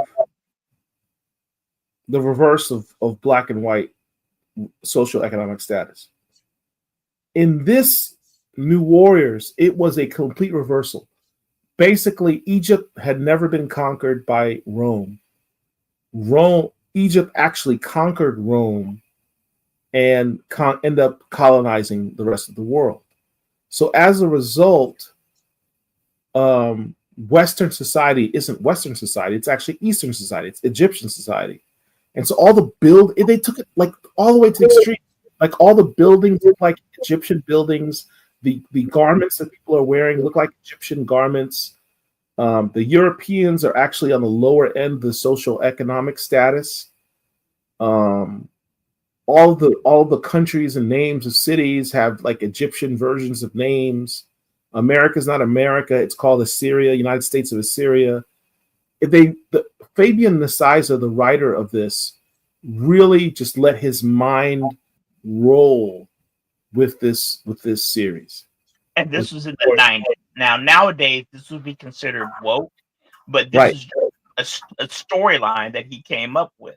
Now, real quick, before you go further, there are several different things that kind of are analogous to this. There was a movie that starred the late, great Harry Belafonte and John Travolta called White Man's Burden. Right. That came out around 1995, 1996. You have a more modern version of a series called Noughts and Crosses that I've mentioned in this space recently. That is from South Africa, where you have Black folks who are on the top of the socioeconomic ladder and white folks who are lower. And the comic book series Black Cotton that we've mentioned, and Brian Hawkins, who is a friend of this channel as well. So this is nothing new. It has been done in entertainment for the past 30 years. So this is just the latest incarnation of that. And here's the modern iteration with a Black Panther analog here. The Iron Man, as I said, has been replaced with War Machine, Jim Rhodes. Horus is still there. Storm is still there. She goes by the name Tempest. And Captain America is still there as Captain Assyria. A couple of things real quick. A, Captain America looks like a white dude right here. B, the so-called Black Panther, he makes certain comments that leads me to believe that he is Nordic, because he mentions Amir, who is a Nordic ice god, so to speak. So there are several things that he says that lets me think that, we don't see his face, we don't see anything about this character other than, what he is, the thought bubbles or the speech bubbles. And everything that he mentions, and when you look at his little loincloth thing, it's not black, it's kind of white, like a polar bear, so to speak. So it makes me wonder whether or not that particular character is actually a white character. Because again, he mentions Amir.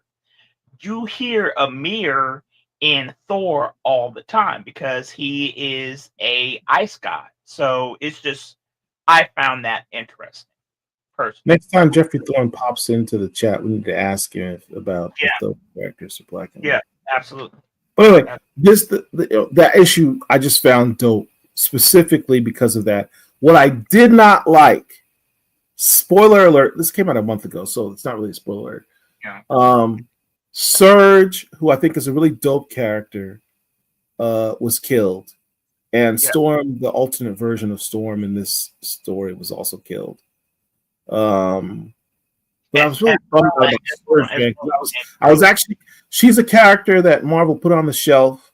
Jeffrey Thorne pulled her off the shelf, put her in X-Force. I was like, cool, you finally have her back. Did a few issues, and now she's gone. So I'm a little I don't listen. I don't know that character. I don't know where she came from. I don't recall her. Give the folks some history about that particular character, Surge. I have no idea who that is. Yeah. We have a super chat. Bo Biggs in the house. Thank you, sir. Appreciate it. The only super chat of the evening. We appreciate you.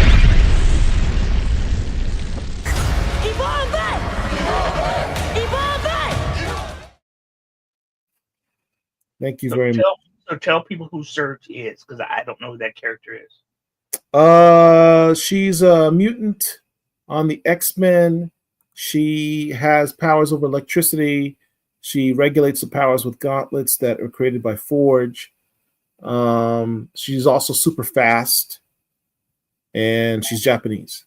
When did she first appear? You recall? She appeared in the new X-Men series, sort of out of the X-Men Academy type of series. This is back in the early 2000s, maybe.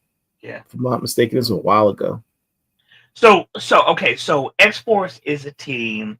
The original X-Force team was created in the 90s. What we have here is Forge, who was a mutant builder, basically found that there were going to be a whole bunch of events.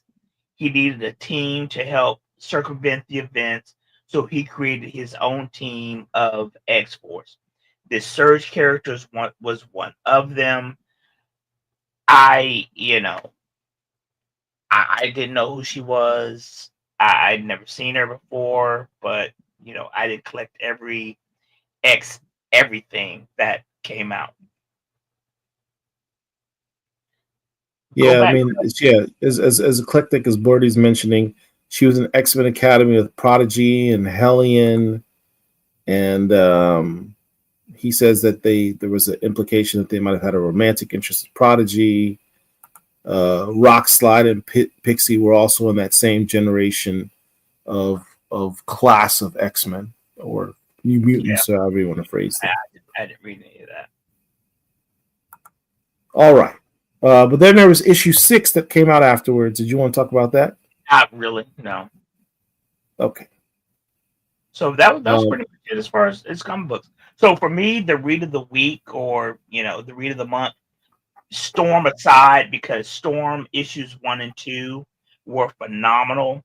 But for me, this specific week of books that were released on Wednesday on the 3rd, I would say that Brian Edward Hill's Blade #2 was my read of the week. That book was very good.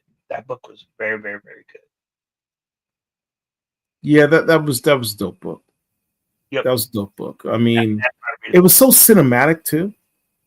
Yeah. Yeah, every time I read one of Brian Edward Hill's Blade books, I get upset at the fact that Marvel can't make a Blade movie.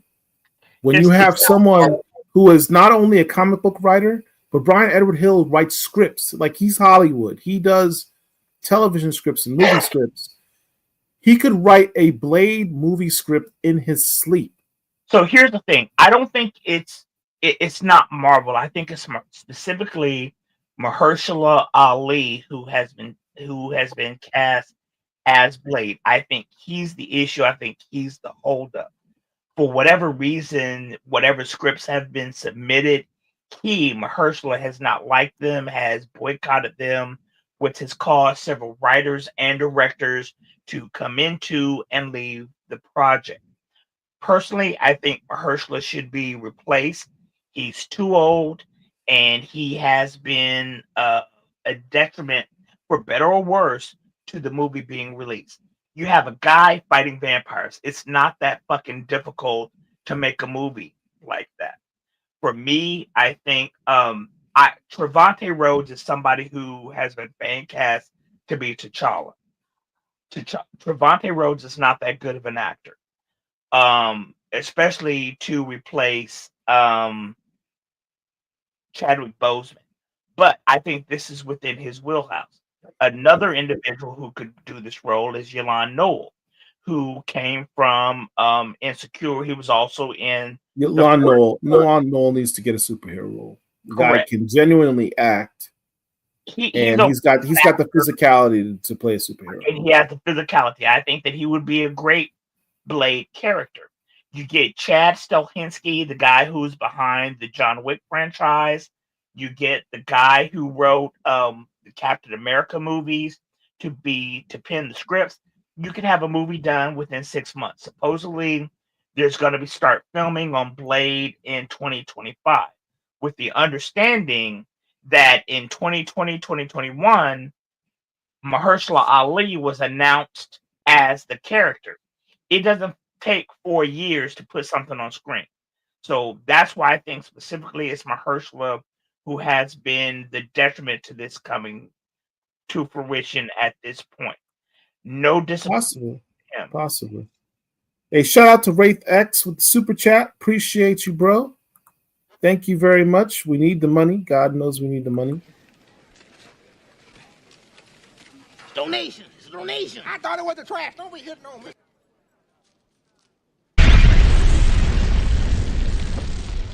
Thank you.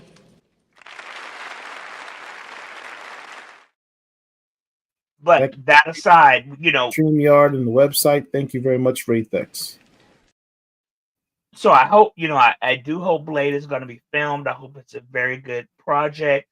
But, all these delays, whatever, I think is specifically Mahershala Ali that has been the holdup to having this project come to fruition at this point. So, Derek asked, did you watch Skeleton Crew's first episode yet? No, I haven't watched it yet. Not yet. I'm going to watch it sometime this weekend. What are the comments? I think we've done all our, that was it. You know what I've been watching just in terms of, we get into the subject of what you're watching. You know what show I have been binge watching for the last week or so? Friday Night Lights. It's on Netflix. You talk about the original from the 2000s? Not the movie, the television show. No, I know, from the 2000s. Yeah, yes. 2010. It's like 14 years old. Yeah, that's okay. I forgot how good that show was. It was really well done.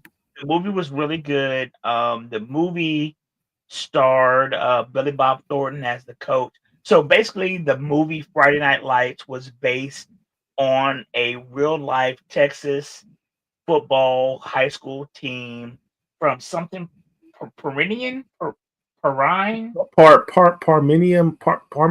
something like that. I don't remember.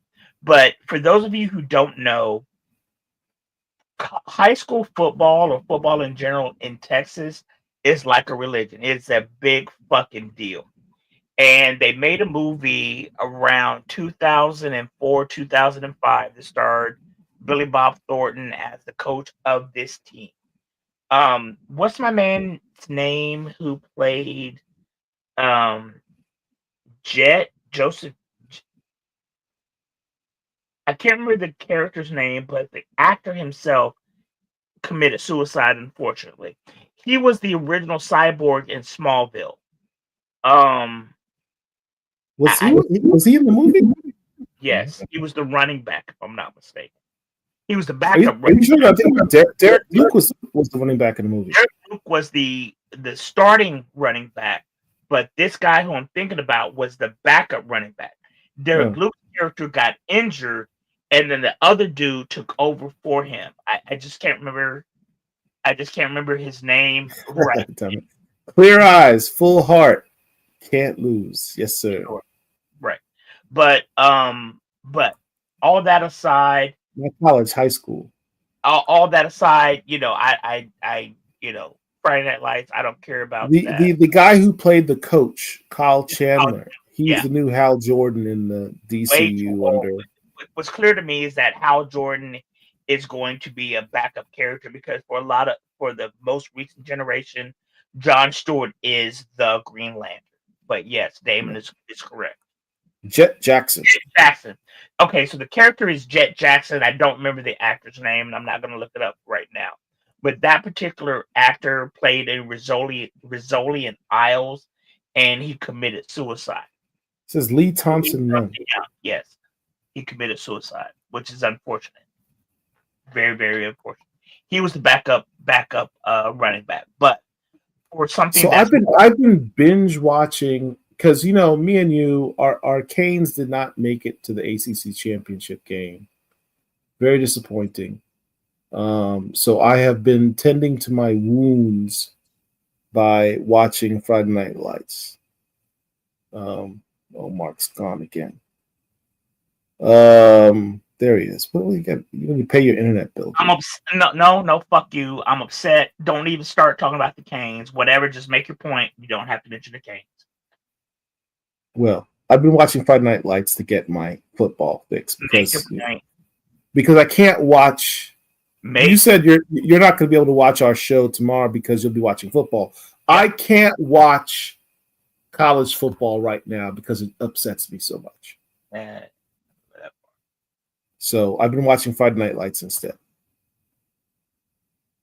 You said there was some show that you wanted to talk about. Let's see what. Right. So Louisiana. Hold on. Louisiana Kid says, "Man, check out The Accused season 2, episode 8. It stars the brother who played Luke Cage and the sister who played Captain Michael Brennan on Star Trek. So that would be Michael Coulter and Sonequa Martin Green."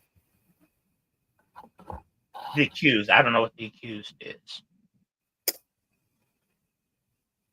Yeah, I'm not familiar with that. Cross is dope. Just started last night. I haven't caught Cross yet.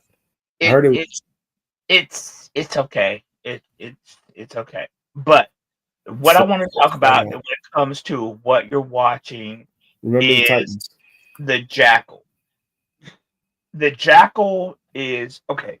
So in our real world, there was a terrorist who went by the name of the Jackal. He was either Algerian or French or whatever, but he was responsible for a lot of bombings, kidnappings, murders, things of that nature. I want to say he's still alive and in a French prison right now.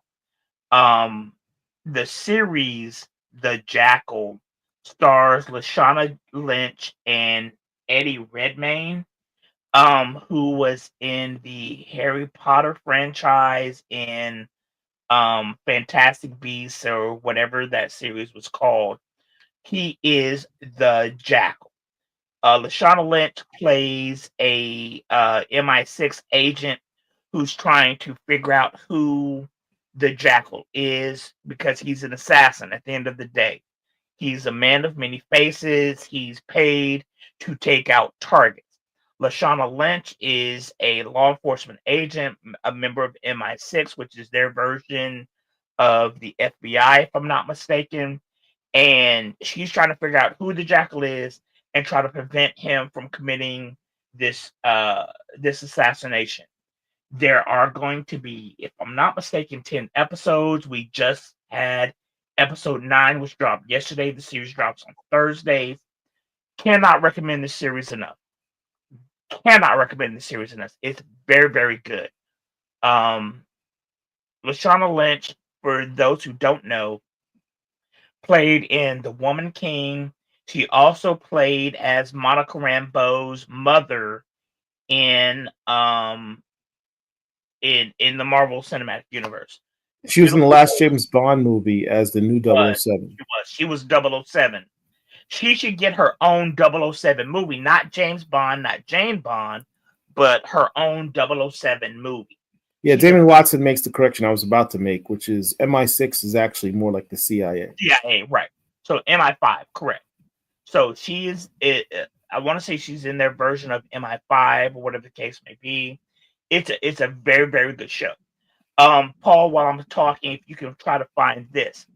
There is a new show that just dropped, I want to say this week, called The Agency, which stars Michael Fassbender, who played Magneto in the most recent version of the X-Men, and Jodie Turner-Smith, who played in Queen of Slam, which is a horrible movie.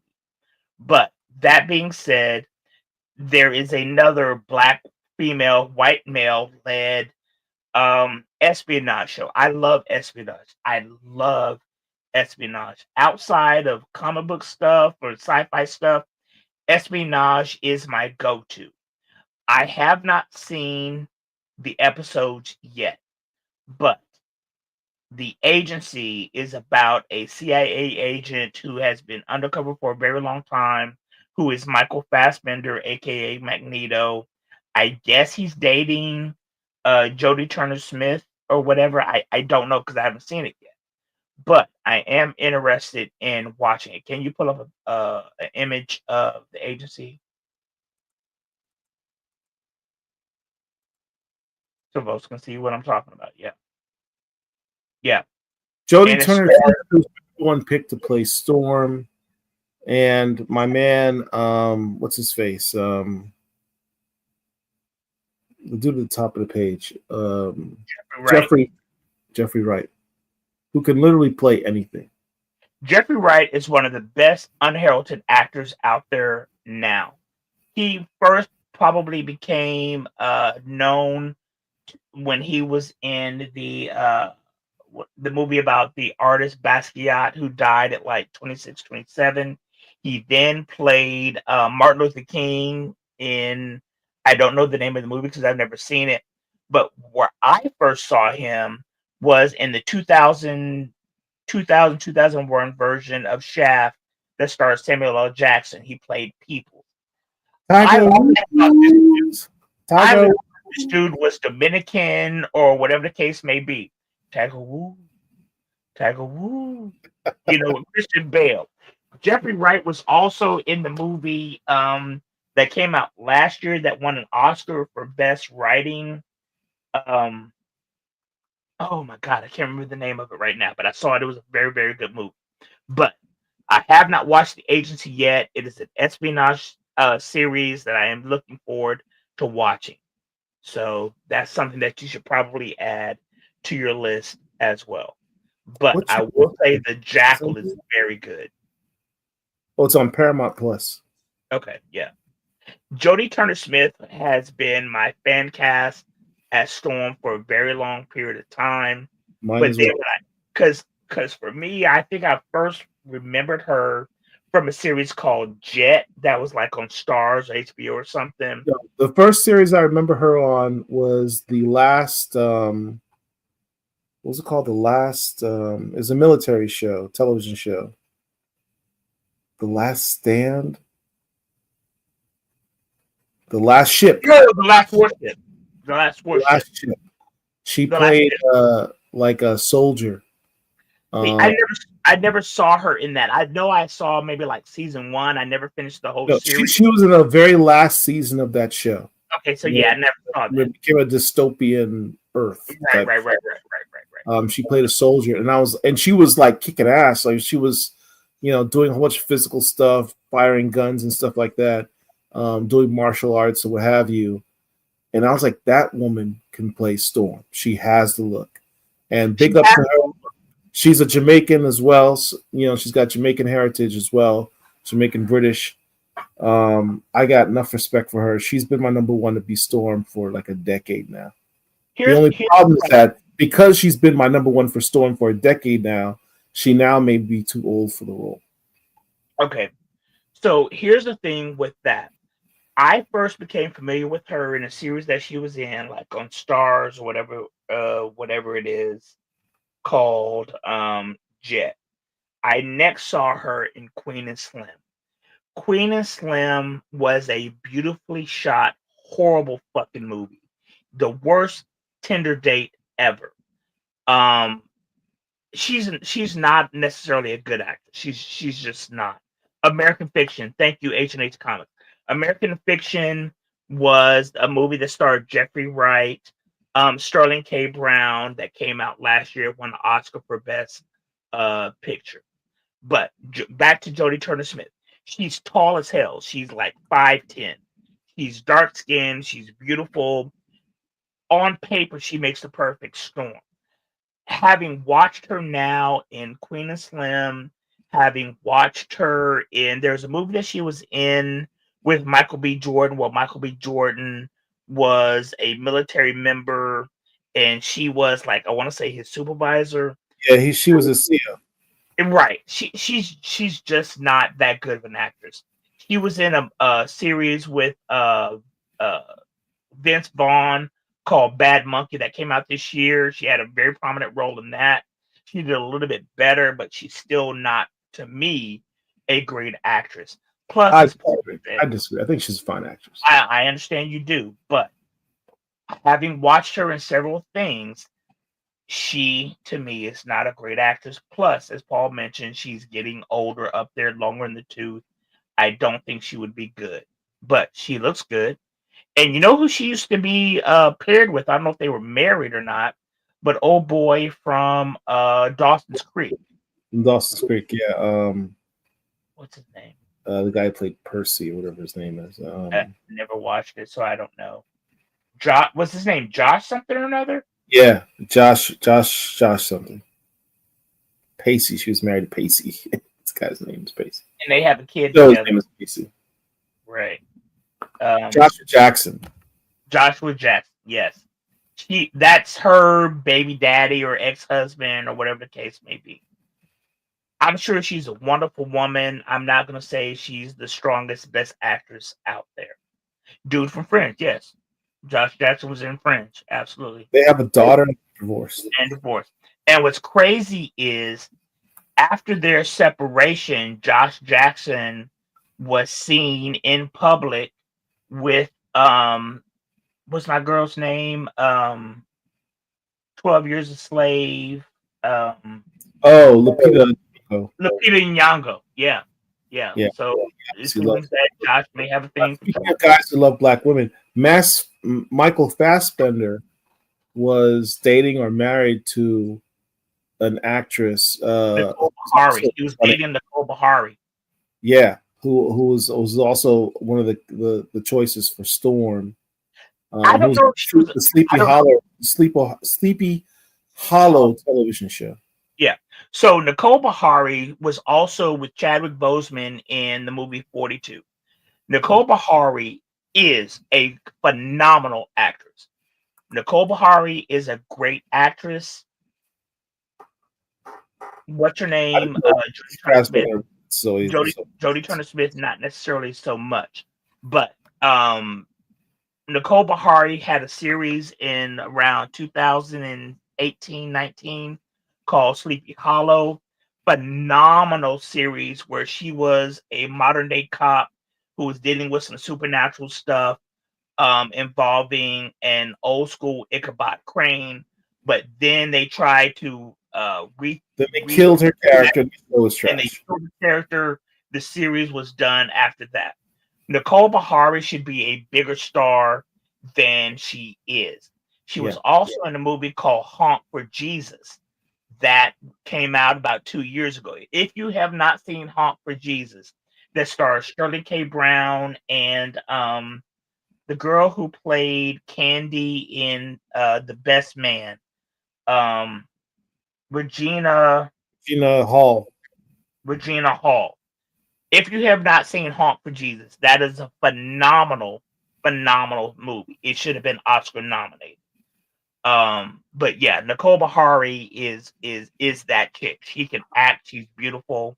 But yeah, she used to date Michael Fassbender, and they're no longer together, supposedly.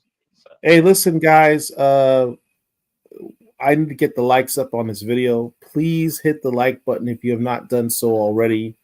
Share this video on your social media. I don't care what platform, Facebook, Twitter, Blue Sky, whatever. I don't care. Just share it on your social media. We're trying to make the page grow. If you're not subscribed to our channel already, please take the moment to subscribe. We're only like 60 some odd people away from having 4,000 subscription, and we're trying to reach that number before the end of the year.